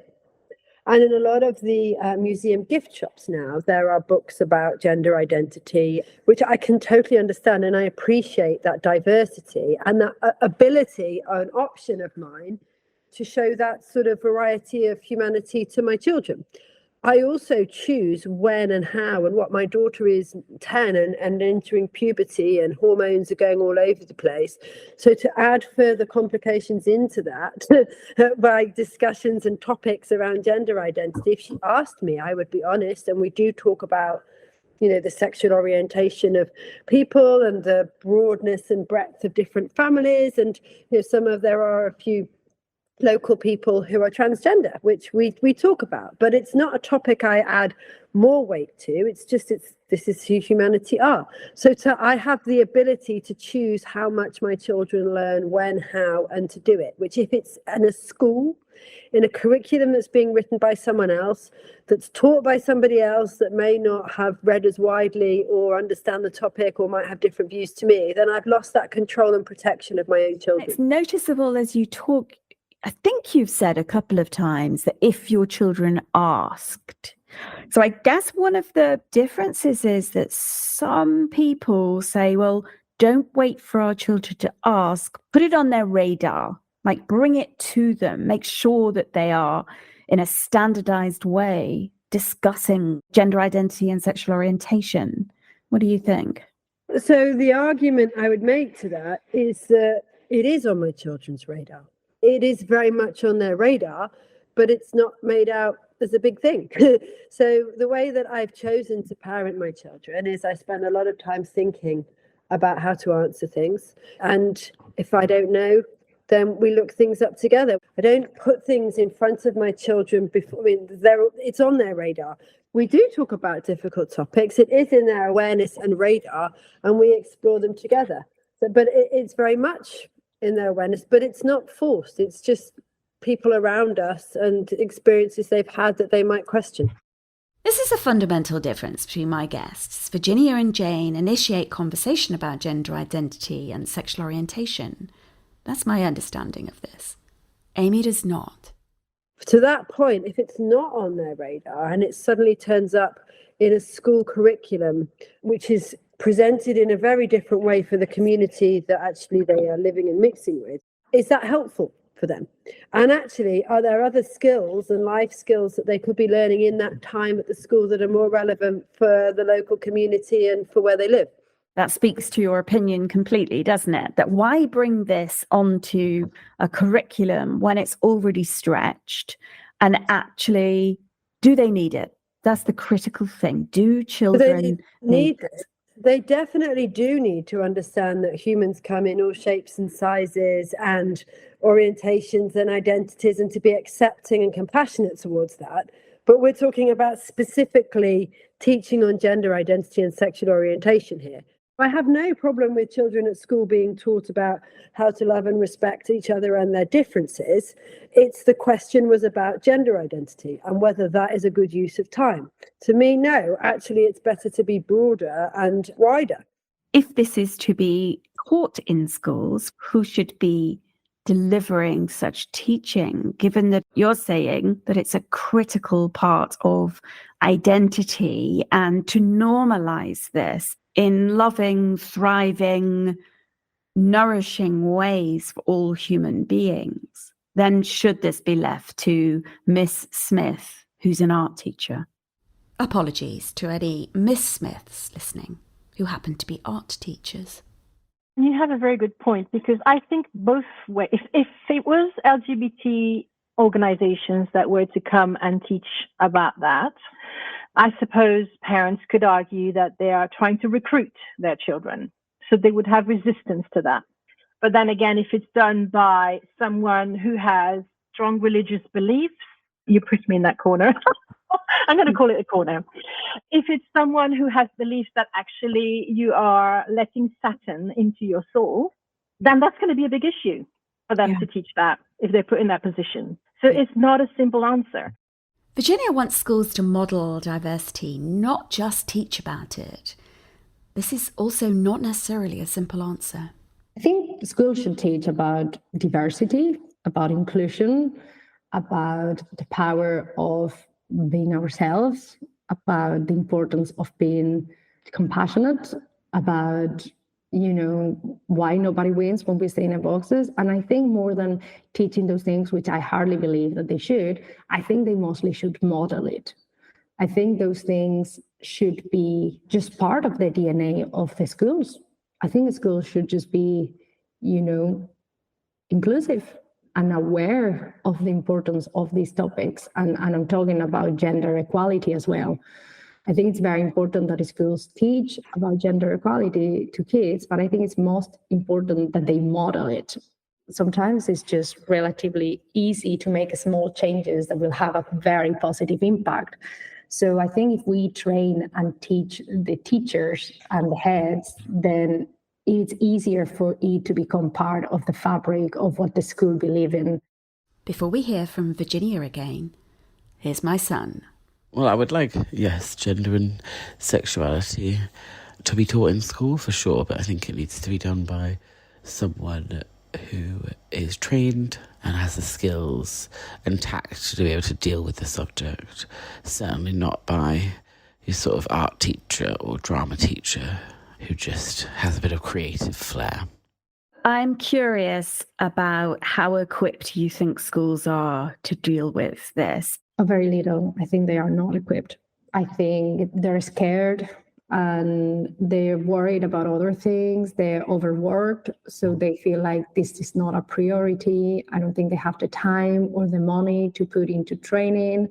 And I think because it feels like a very polarizing and controversial conversation, it's easier to look the other way and, don't look at the topic and don't do something about it. And, just keep going the way we've always done it because it's been okay until we're forced to do something different.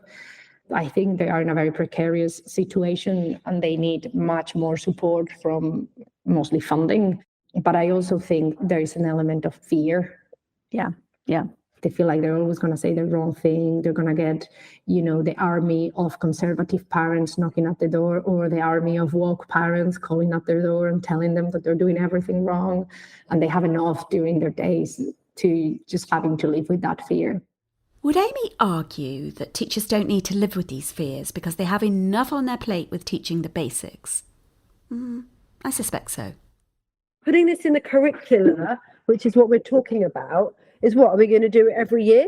Are we going to change what we talk about every year? How are we going to layer on the knowledge? What do we do about the fact that there'll be children in the classroom at different levels of emotional understanding? So this is the challenge with bringing these sorts of topics into the classroom. Let's finish today's episode with Jane.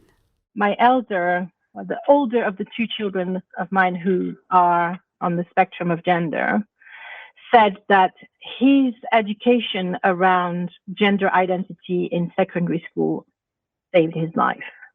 Because until he received that education, he was incredibly confused because it can happen very often at the time.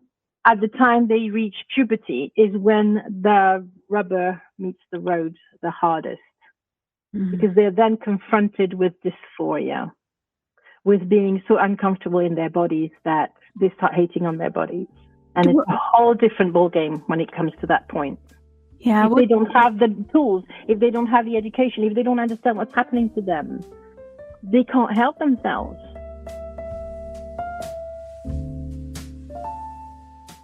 Thanks for listening to this episode of Parents Who Think. Next week, I'll bring you episode 3 of this debate. Meantime, I'd love to welcome you over at the Parents Who Think Substack community or on our YouTube page. You guessed it, it's called Parents Who Think.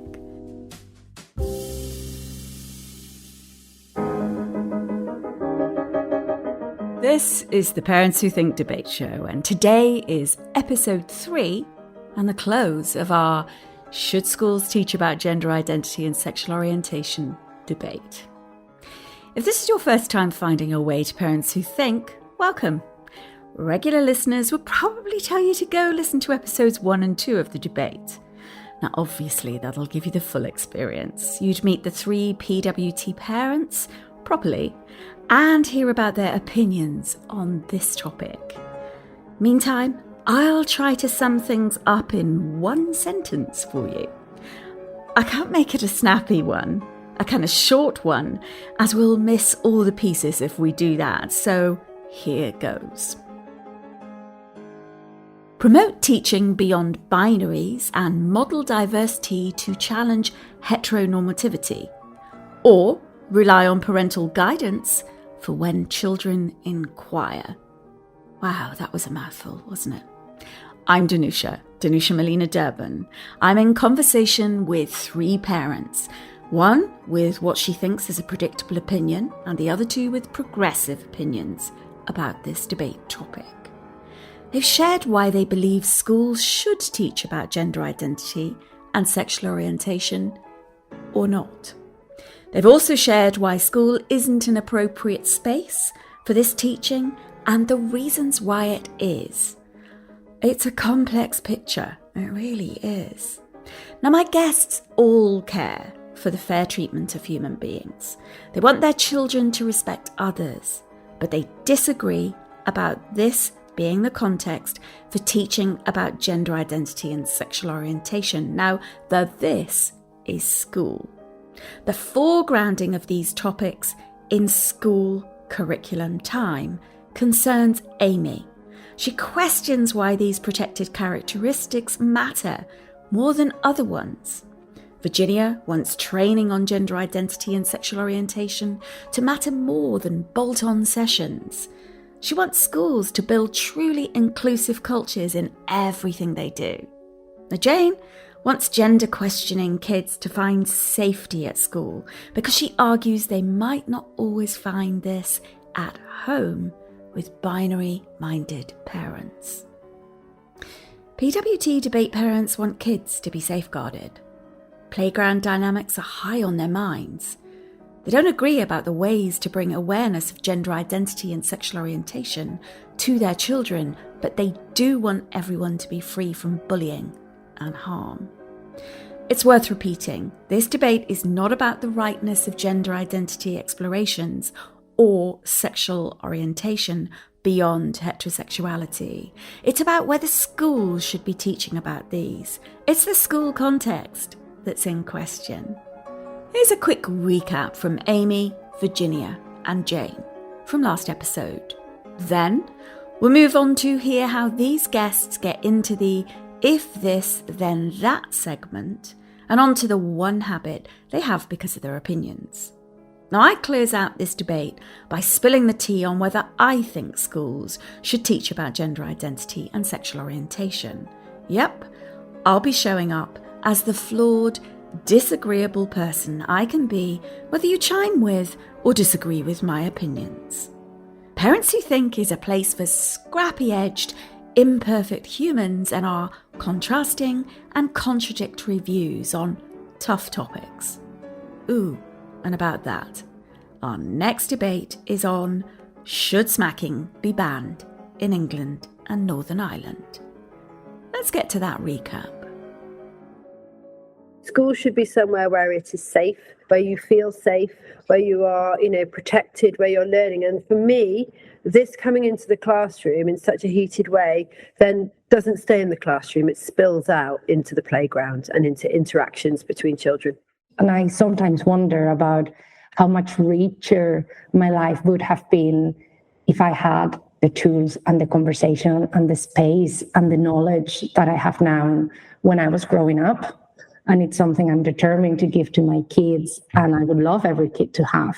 Ignoring, resisting the fact that your child is LGBT or trans significantly increases the risk that they're going to take their own lives. And if it's not your child, would you want to do that to someone else's child? In episode 1 and 2, we heard how Jane is raising neurodiverse, trans, and non-binary children. Virginia's bisexuality is an identity she now claims proudly. Remember, these are partial pieces in the picture of why they both argue that schools should teach about gender identity and sexual orientation. Amy is both keen to make sure women's life stages are not unacknowledged, while also wanting to retain control over what's delivered to her children and by whom. This includes the context in which her children learn about this topic. Again, this is such a simplified explainer. Now, all my guests offer layered reasons for their opinions. These include narratives from their childhoods, their school life, families, and many other structural variables, as we've heard, as they've shared in the last 2 episodes. Also, this is an incomplete way of describing where they're coming from. I urge us to be gentle as we listen to how others see things. Perhaps we can table anticipated outrage. How about that? Now, the next segment is crucial because we can skip over it or not even consider it as something to consider. In PWT, we call it If This, Then That, because in any strong belief we hold, we have a picture or idea of what the consequences are of allowing something to be or to happen. For instance, if we let our 3-year-old hit other children, they may get hit back or find it difficult to make friends. Our behaviour has impacts. Now, that this is hitting other kids and that is finding it hard to have friends or getting hit back. The essence of this segment is about the consequences of actions, beliefs, or decisions. I ask my guests, if this, then that, about schools teaching about gender identity and sexual orientation. If gender identity and sexual orientation is not taught in schools, what's the that? Well, a lot of people will still stigmatize sexual orientation, will not be compassionate with people that deviate from those strict boxes. They will miss out on opportunities, and they will hold a lot of either internalized doubts and questions or external ones, and just become maybe unconsciously or just bullies and will be part of somebody's problem. I ought to have asked Virginia what she meant by somebody's problem. I didn't. Now, I'm guessing she means if schools don't teach about gender identity and sexual orientation, then some people will potentially hold judgmental, gender critical, or transphobic views. And for gender questioning or LGBT people, this can translate into being physically assaulted or abused, harassed, ostracised, and misgendered, which is all, need I say this, harmful. Incorporating discussions about gender identity and sexual orientation into various subjects such as history, literature, and social studies can mean schools help students understand the social and cultural context of LGBTQ+ experiences. I hope this is a flavour of what Virginia was driving at. Now let's have Jane sock it to us. It's huge discrimination levels that already exist and are going to get worse. If it's pushed in that way, they're going to get worse. Well, you think that it might not be an issue if your child is not part of the LGBT community, but what if you're the brother of an LGBT child and your brother is being bullied? What if your brother ends up committing suicide? Sorry, not dying by suicide. Committing suicide is the wrong terminology again. You know, what if you're the parent? What if you're the grandparent? What if you're the partner? This debate doesn't only concern the LGBT humans. It's everybody who is related to them or who loves them, who is in contact with them. So there's not really any big pockets of society that can pretend that it doesn't affect them. And it's a question of human rights at the end of the day. By not teaching this, what will that do for human rights for our children? Well, first, that can be a barrier to education, because if schools are not safe for LGBT children, then they will not go into schools. They will drop out. Arguably, schools aren't safe for children. There are children sat at home today feeling safer at home than they were at school. I would say any child who comes from a marginalized group, so say LGBT, say neurodiverse, is not necessarily safe anyway. But it is our duty to make it safer for every human being to feel safe in schools, in hospitals, in public places, isn't it? Just because they're a minority or you might not be affected, do you think you don't have to care? I don't think so. I think you have to care. What happens if we don't care? Well, there's this poem that was written by a German person, and I can't remember exactly how it goes, but it says something like, first they came for the Jews and nobody said anything, and then they came for the gays and nobody said anything. Do you know what I mean? And then they came for, so there's going to be an erosion of human rights, but for governments who are actually not that keen on human rights, and they exist, I want to say, we live in the complacent place of thinking that democracy is never in danger. And that is not true. So if we allow these human rights to be eroded for minorities we don't care about, it's almost like a fire that you don't try to stop. It's going to burn the whole forest eventually. Because if people don't care about human rights at a government level, then they're going to push and push and push and go as far as the resistance. If there's no resistance, that's what happened in Germany.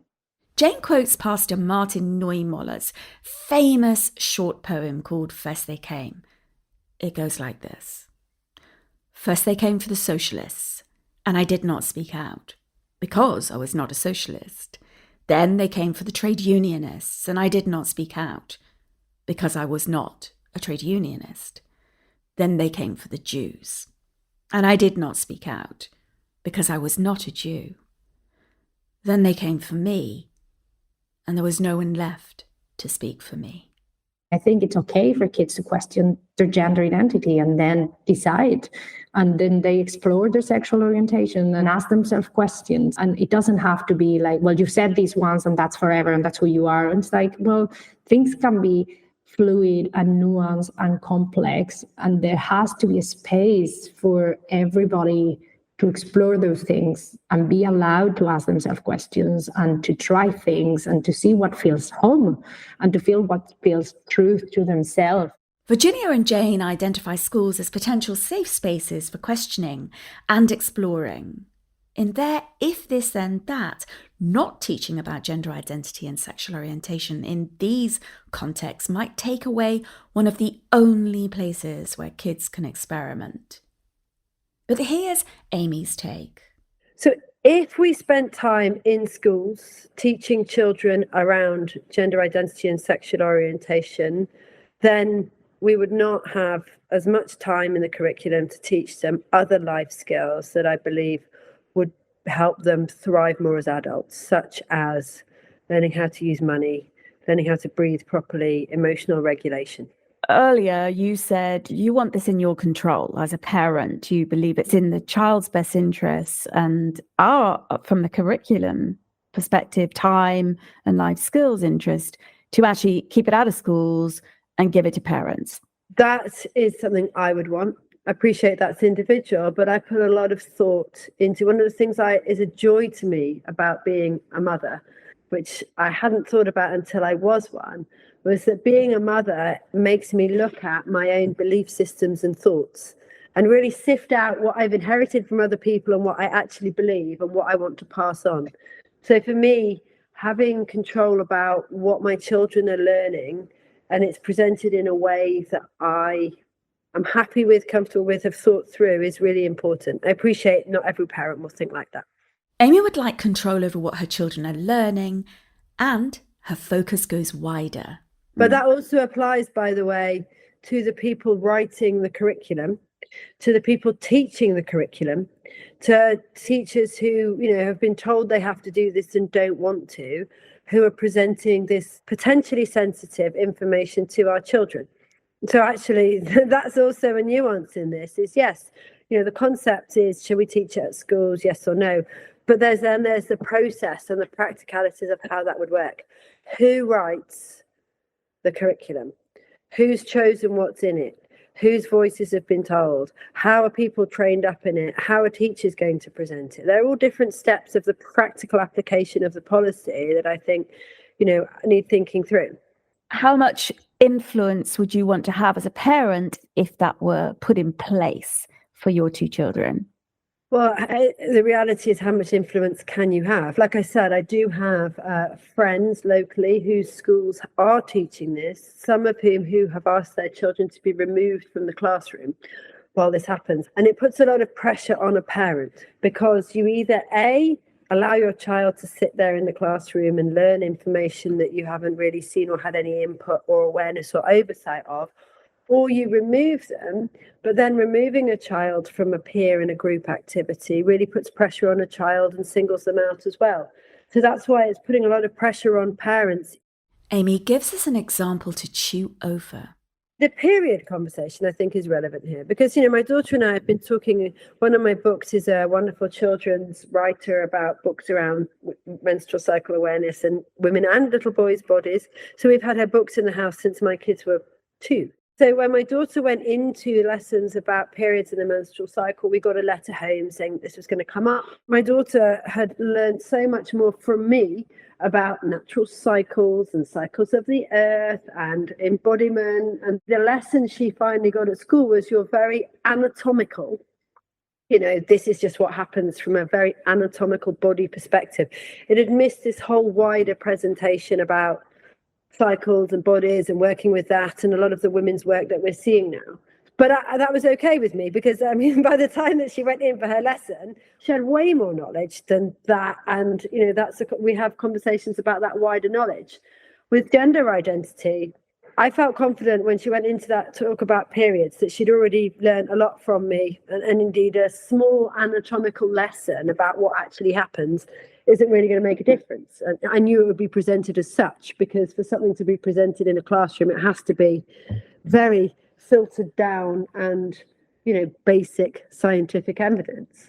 How are you going to do that with gender identity? Are you going to open the floor for long conversations about how this fits into our society, the positives, the negatives, the conversations, what's happening? Or are you going to keep it as a very, very basic scientific lesson, in which case then that means that the conversation then just happens in the playground? There's this book called Hold On to Your Kids, Why Parents Need to Matter More Than Peers, written by a couple of Canadian doctors. Now, I'm not endorsing it because I've pretty well only skimmed over it. But Amy's point about conversation beyond basics, happening instead in the playground, reminded me of the move from parent-centered direction to the way kids look to their peers for direction, for their values, their identity, and codes of behaviour.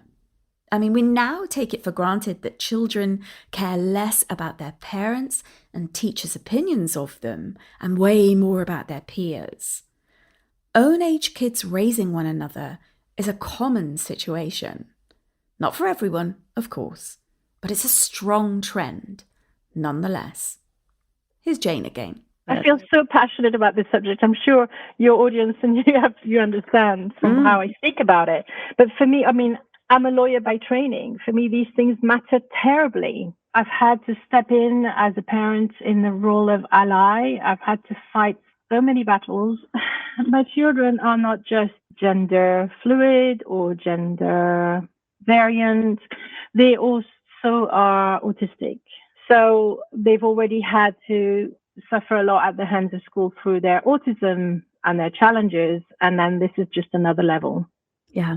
So I've not had the luxury of being a parent who can rest on their laurels and have rosy glasses and think that everything's okay, and that every single teacher is always well-meaning and always do their best and everything's fine. In fact, sadly, in my experience, nothing's been fine. I asked Jane this. How did the children navigate this then? Well, at least they have one parent who's an ally. Yes. And I will say some of these children don't even have that out there. When I see the resistance that the fathers of my children had to even the diagnosis of autism in my kids, that was shocking. They didn't want their kids to be autistic, so let's pretend they're not. And that's very, very common. Or they didn't want their kids to be gay or trans or whatever, or non-binary, so let's pretend it's not happening. So I will say, no, of course, they have huge challenges, but at least they have one person in their camp. And I'm going to say, for those kids who don't have a parent in their camp, can we please invite the bigger community to be there for them? And that can be in schools very often. Final words in this, if this, then that segment go to Virginia when she talks about the consequence of schools teaching about gender identity and sexual orientation. We're going to end up with a more curious and compassionate and inclusive childhood, more equipped and more understanding that those things exist. That's facts. And they deserve the same life experiences than the rest of us. And it will take away the fear. And fear is huge in shaping the life experiences of everybody. So it will take away the fear. Let's sum things up, shall we? Now, Amy sees school as a place for teaching life skills that don't include gender identity and sexual orientation as a focus. She wants this information left for her to share with her children, and in many ways argues that the depth she will offer them will go well beyond the basics teachers can give. She queries what will be taught and the manner in which it will be delivered. Now, Jane grapples with schools in her advocacy for her neurodiverse and gender variant children. She's passionate in her commitment to gender identity and sexual orientation teachings being offered at school. The positive outcomes of teaching these topics in schools far outweigh the difficulties and approaches to delivering these topics to pupils. Now, Virginia is all in on compassion and inclusivity as core values for schools to actively teach about as they move away from the heteronormative model. She's a vote for an integrated and incremental approach on these topics within schools. Building awareness to bust people's fears is a major focus for her. And that brings us to the next segment. What's the one habit guests have because of their opinion on this topic? Our beliefs influence our behaviour and determine our actions. I mean, what habits come from my guests' beliefs? Here's me asking Jane. So what is the one habit you have? I mean, I'm sure you have lots of habits, but what's the nub of a habit that you have because of your opinion on this topic? I give my children complete freedom to express themselves exactly the way they want. Ooh, what does that mean? That could be anything. They wear what they want, they present as they want, and I suppose the habit is asking them rather than make assumptions about them. Mm-hmm. What is it that you want? Who do you think you are? How do you want to present? How do you want me to support you? What pronouns do you want me to use for you? What name do you want me to use for you? Rather than thinking that I know everything about my child. In fact, I've been surprised with all my children, how much they knew who they were from very young, how much wisdom they already had. And I've educated my children more as a learning assistant than someone who is there to tell them what to think, that I know better than them. I know some things, but there's a lot of things they've taught me. So it's more of a collaboration and a dance and a partnership and a respectful partnership. You know, I would never assume that my child would not know something about them that I do. They're their own experts about themselves. What would you say to people that say children are too young to truly be in a position to have maturity of choice? Of course, they have their brains are not mature, and so you have to put all that sort of, safeguarding around that. Make sure that they keep themselves safe. Of course, they'll want to eat sweets instead of vegetables, and you need to be the parent that guides them to look after themselves well. But other than that, there's certain things that they know better than we do, and we're here to listen rather than to impose our views or make assumptions. That's my stance. That's the habit I have. Sounds like it encompasses everything apart from food. Well, safety generally and health, and it's come to that point, and I've been heavily criticized for it. Have you? Yeah. By whom? Relatives, mostly relatives, yeah. Sometimes friends. They're not friends anymore. Let's hear what Virginia's one habit is, shall we? So my habit is I treat everybody as bisexual until proven contrary, because I think everybody benefits from it. I think everybody benefits from the vast space that it causes, then nobody has too much space, and then they can be whoever they want and they'll be treated as and loved and respected. I was curious how Virginia goes about treating everybody as bisexual, so I asked her for help understanding this. I just listen, as in if somebody tells me, oh, I'm gay, then that's it. Okay, well, you're gay, I listened. Or somebody's straight and they tell me, oh no, I just like men or just like women, and then I know. But what I'm saying is, like, I assume that everybody's bisexual, because within bisexuality, everyone fits. And then I just listen if somebody's not. But and again, I do that especially with people, with children and with teenagers, or I just don't assume that they're going to be. I don't assume my kids are going to be straight. I don't know who they're going to be. Maybe they are sexual. I don't know. I just don't assume. And that gives them so much space to be who they are and to explore their own sexuality and their own experience within the feeling that has been already decided for them. And I want to give that again to every children and every person going through and every adult as well. But yeah, I think it's very important, especially in those spaces of, trying to get some of the big pieces of the puzzle of who you are. You just mentioned asexuality there. Where does that fit into schools teaching about gender identity and sexual orientation? Well, I think it has to be mentioned as well. I think whenever you're teaching kids about the different sexual orientations, you have to tell them that there's people that feel unattracted either romantically or sexually to other people. There's people that are aromantic, or people that are, romantically attracted to others, but not sexually attracted to them. I'm wondering if asexuality is taught about as a sexual orientation routinely. I'm curious, and I don't have answers. And again, it's very beautiful to see how this is becoming part of the conversation in the media stream and in social media. And because it must be extremely confusing as an asexual person in a world that, venerates romantic and sexual relationships over everything. And just feeling like, why I don't feel like that, and that's not who I am, and what is wrong with me. I think the piece of in a world in which they've told us specifically who we are supposed to be when we're not that people, then what is wrong with me? What am I doing wrong? And the loneliness that comes from it. So I think knowing that is a thing, and there are others than you, and that's totally okay, must feel extremely freeing. So why can't we not give that to people? I mean, it doesn't take away from anyone else. So yeah, I think it should be openly discussed in an age-appropriate way when the time comes as another sexual orientation. So far, my guests' habits include either giving their children complete freedom to express themselves as they want, and also to apply the principle in life that everyone is bisexual until they prove otherwise.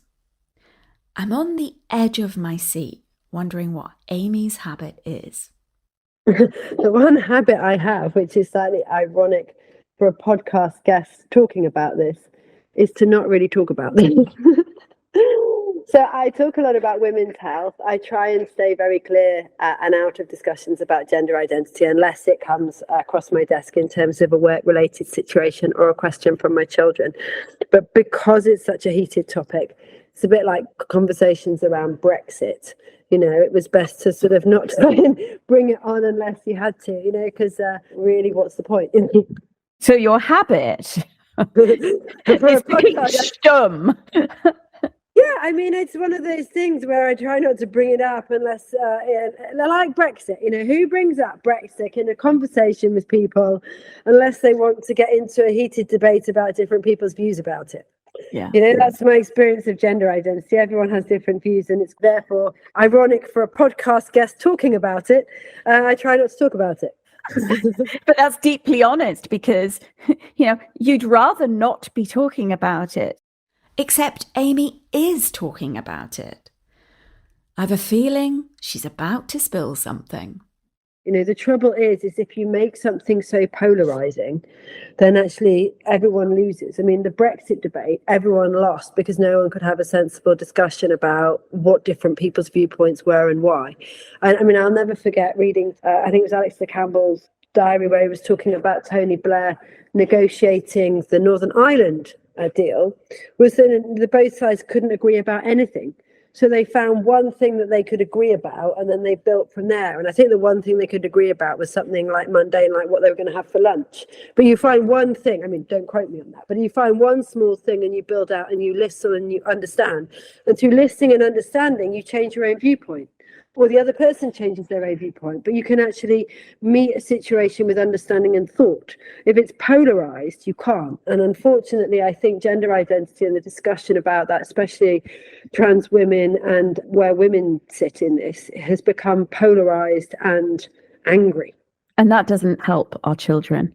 No, it doesn't. And that is about, you know, the Hate Crime Act that the Scottish Government put out. The challenge on that was that protected characteristics, biological sex and women being, you know, women around the world being a group that have not done well out of patriarchy. We've had a discussion about women's bodies, you know, gender pay gap. You know, it is a group that is second rate in society compared to men. So the Hate Crime Act supported the protected characteristics of intersex and trans, but didn't afford those same protections to women.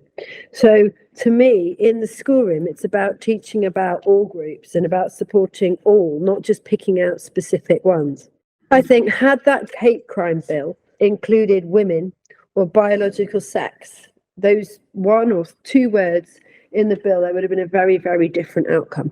It's a debate that we're not having. One of the reasons I rebranded from the School for Mothers interview podcast to what we now know as Parents Who Think was to find ways to bridge conversation on polarising topics, to hear real parents talk about incendiary topics.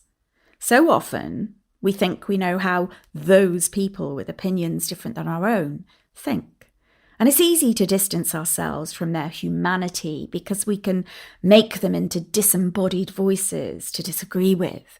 I speak, by the way, myself as a fallible human being who has done that. And along the way, I speak with scores of people who do this as I research debate topics for this show. It's the and. Can you be for women and for trans? Yes. Can you, you know, with the and in the Brexit discussion, it's either you're either for or against. It's polarized. We've lost the ability to discuss the and. And the trouble is then people do things in their own way, or the loudest voice wins, or the one with most force wins, or the school does it independently. And I don't think that's a win for anybody, really. I'm very clear that I'm pro-women and I'm pro-trans. It's not one or the other. But that's the trouble. It's become polarized. If you stand up for women, you're a TERF. You're anti-trans. It's like, no, you can be both. As Amy shared, her habit is to keep quiet, to not say that she's an and, because that doesn't seem to be an admissible position to hold. Remember, she also feels her opinion is a predictable one. That's her analysis. In episode 1, I dish the dirt on my relationship with being taught about gender identity and sexual orientation at school and at home.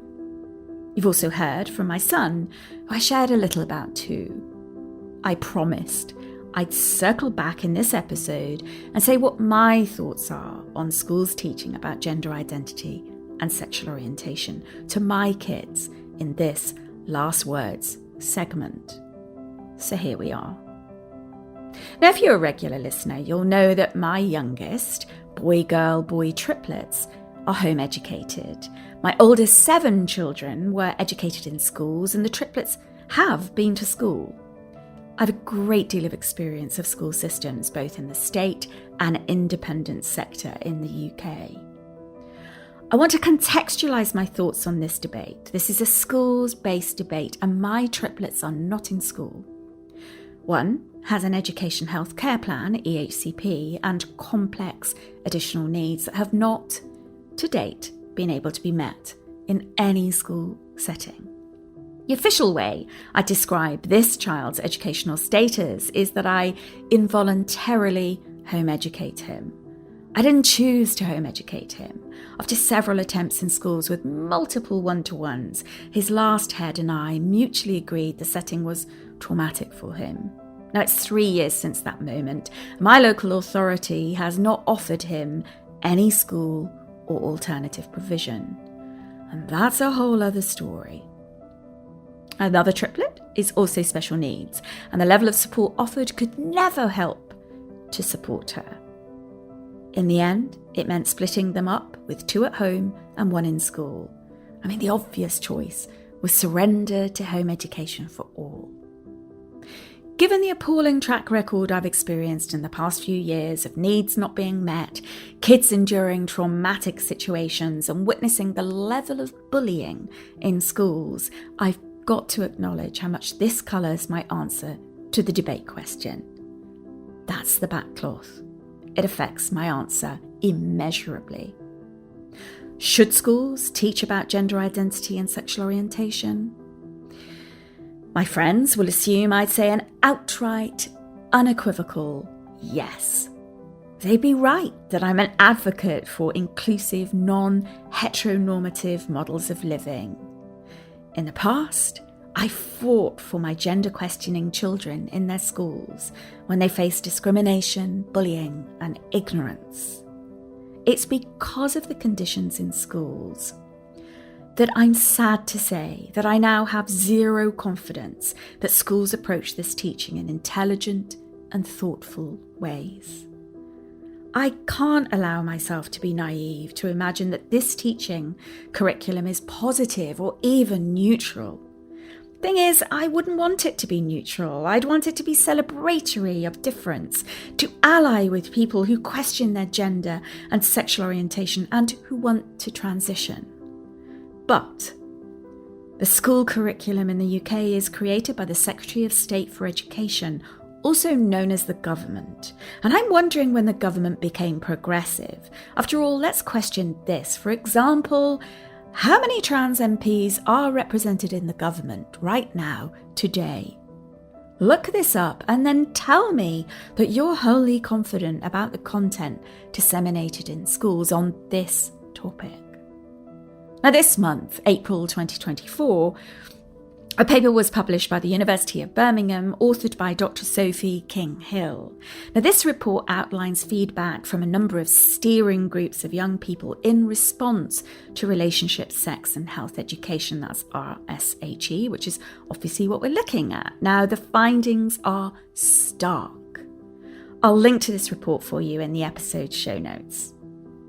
Young people themselves answered robust research questions about the state of gender identity and sexual orientation teachings across the UK. It's their voice that I prefer to listen to when I consider whether I feel schools are the places to teach this. Let me be clear, if the findings from this report were different, then I'd maybe say yes, schools should teach about this. I'm just not convinced that schools have capacity to do this under current pressures. Many teachers try so hard, but the system is a mess. That's a huge generalisation, well beyond the scope of this debate, and I know it. So what did young people say in this report? Let me just share a few bits for you. They said that RHSE was delivered in ways that made them passive learners, not active participants in the process. They concluded it was boring. They said that RSHE is one-sided. They were told what they can and can't do in relation to sex and relationships, but little consideration was given to their own specific and contextual needs and experiences, i.e., were they listened to? They felt that there was a large element of shame to RSHE, which didn't help learning and reinforced the position that sex is something to be embarrassed about. Ugh. The importance of the educator can't be underestimated. Successful and effective RSHE depends so much on the skills, knowledge, and approach of the teacher. Young people talked about a lack of confident teachers, overly instructional teaching styles, awkward teachers, and lack of inclusion of pupils' ideas and contributions within the teaching itself. Young people pointed to sexism in the teaching. Now, let me give you an example of that. Teaching about, well, only teaching about male masturbation, not female masturbation, and framing boys as perpetrators and girls as victims without further explorations of the nuances of the issue of violence against women and girls. Young people also highlighted that boys and girls were often split to learn about different aspects of RSHE, and that this was counterproductive and divides and reinforces gender as binary. I mean, please, what are we doing splitting genders? And what do you do with pupils who don't want to be in a boy or girl gender? These are just some of the issues young people raised about current teaching practices. Now, they clearly don't represent all viewpoints and experiences of schools teaching about gender identity and sexual orientation. They're enough for me, though. They really are. If my children were in schools, I'd be one of the parents asking to see content. That's right, I'd be one of those parents. I'd not want to give main responsibility for this teaching to schools as cultural transmitters, and instead, I'd want to partner with the school to bring together training for all. I believe that where budgets allow, training on gender identity and sexual orientation could start with parents. A campaign to teach parents would be effective in educating families at root source, rather than handing this to schools who neither have resources or capacity to deliver it. Teachers and school principals need training. Kids need teaching, but it needs to be a 360 approach. Landing this in the hands of teachers could be said to be a cop-out when they're already stretched to the absolute limit. No matter where children get an education, parents are in charge of that education, not the school, not the administration. Parents are in charge of it. And many of us forget that. We go, oh, okay, my kids are at school, they're in the school's hands now. But that's not the case. If my children were in school, I'd be saying we are all in this together, in partnership with one another. But my kids aren't in schools, for good reasons.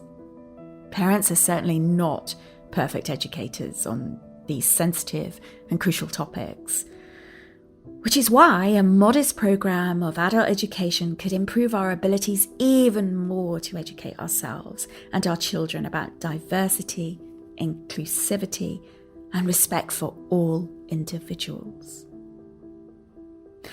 What my three guests and I show is how fraught this topic is and how vulnerable it is to openly discuss it. All the more so if we air the contradictions and contrasts of how we think about it. But that's the thing. We're not talking right and wrong, bad and good. These are yet more versions of binary ways of thinking, which is what we're talking about. It's one thing knowing about all this in theory, but another hearing messy opinions from the inside of people's heads and hearts. That takes compassion to embrace and to allow in ourselves and in others. I'm wondering what you learned by hearing four parents tell you about our relationship to schools teaching about gender identity and sexual orientation. Where has this debate left you as you think about your own education on this and what you think about schools teaching on it? I hope you found this tough debate thought-provoking and that it triggers conversation in your home, among your friends, and maybe in your school. Let's close this should schools teach about gender identity and sexual orientation debate with some final words from my wonderful guests, Virginia, Amy, and Jane. I think schools should teach about diversity, about inclusion, about the power of being ourselves, about the importance of being compassionate, about why nobody wins when we stay in our boxes. And I think more than teaching those things, which I hardly believe that they should, I think they mostly should model it. I think those things should be just part of the DNA of the schools. I think the schools should just be, inclusive and aware of the importance of these topics. And I'm talking about gender equality as well. I think it's very important that the schools teach about gender equality to kids, but I think it's most important that they model it. So a life skill, I believe, is accepting and respecting people for who they are. You can do that in a much broader way without really pinning down into the specifics of gender identity.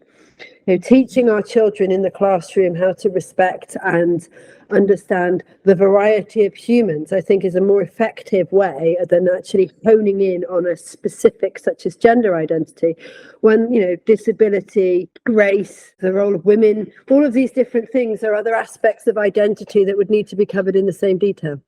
Why can't we embrace sexuality as something healthy, no matter how it's expressed? Obviously, there has to be some boundaries, Adults with children, it's a big no-no. Consent, super important, but stop being ashamed of your sexuality. Gender and even sexual orientation, from what I've discussed with my friends and people I've met, because I meet a lot more of the people in the LGBT community because I'm an ally, they all say they knew from very young. And one of my children, from the moment they were able to speak, told me they were of a gender that was not the gender they were assigned at birth. The relief that a trans person experience, I haven't experienced it personally, but I've seen it. When someone tells them it's not abnormal for you to feel that you're a different gender than the one that you were assigned at birth. It's not as uncommon as you think, and there's nothing wrong with you. That can be life-saving. I'm so glad you were here for this PWT debate. Now, our next debate comes out in a couple of weeks. I'll feature 3 more parents who will share their opinions on another hot topic. As I said already, we'll be debating should smacking be banned in England and Northern Ireland. I hope you'll join us for that. If you'd like to react in some way to something you heard, I encourage you to come join the Parents Who Think Substack community. Pop the words Parents Who Think Substack into your search engine and it'll come up. Or come on over to our new YouTube page, funnily enough, called Parents Who Think. Thanks for being such a great supporter of the show, and tune in next time for more valuable conversation from PWT. Take care, everyone.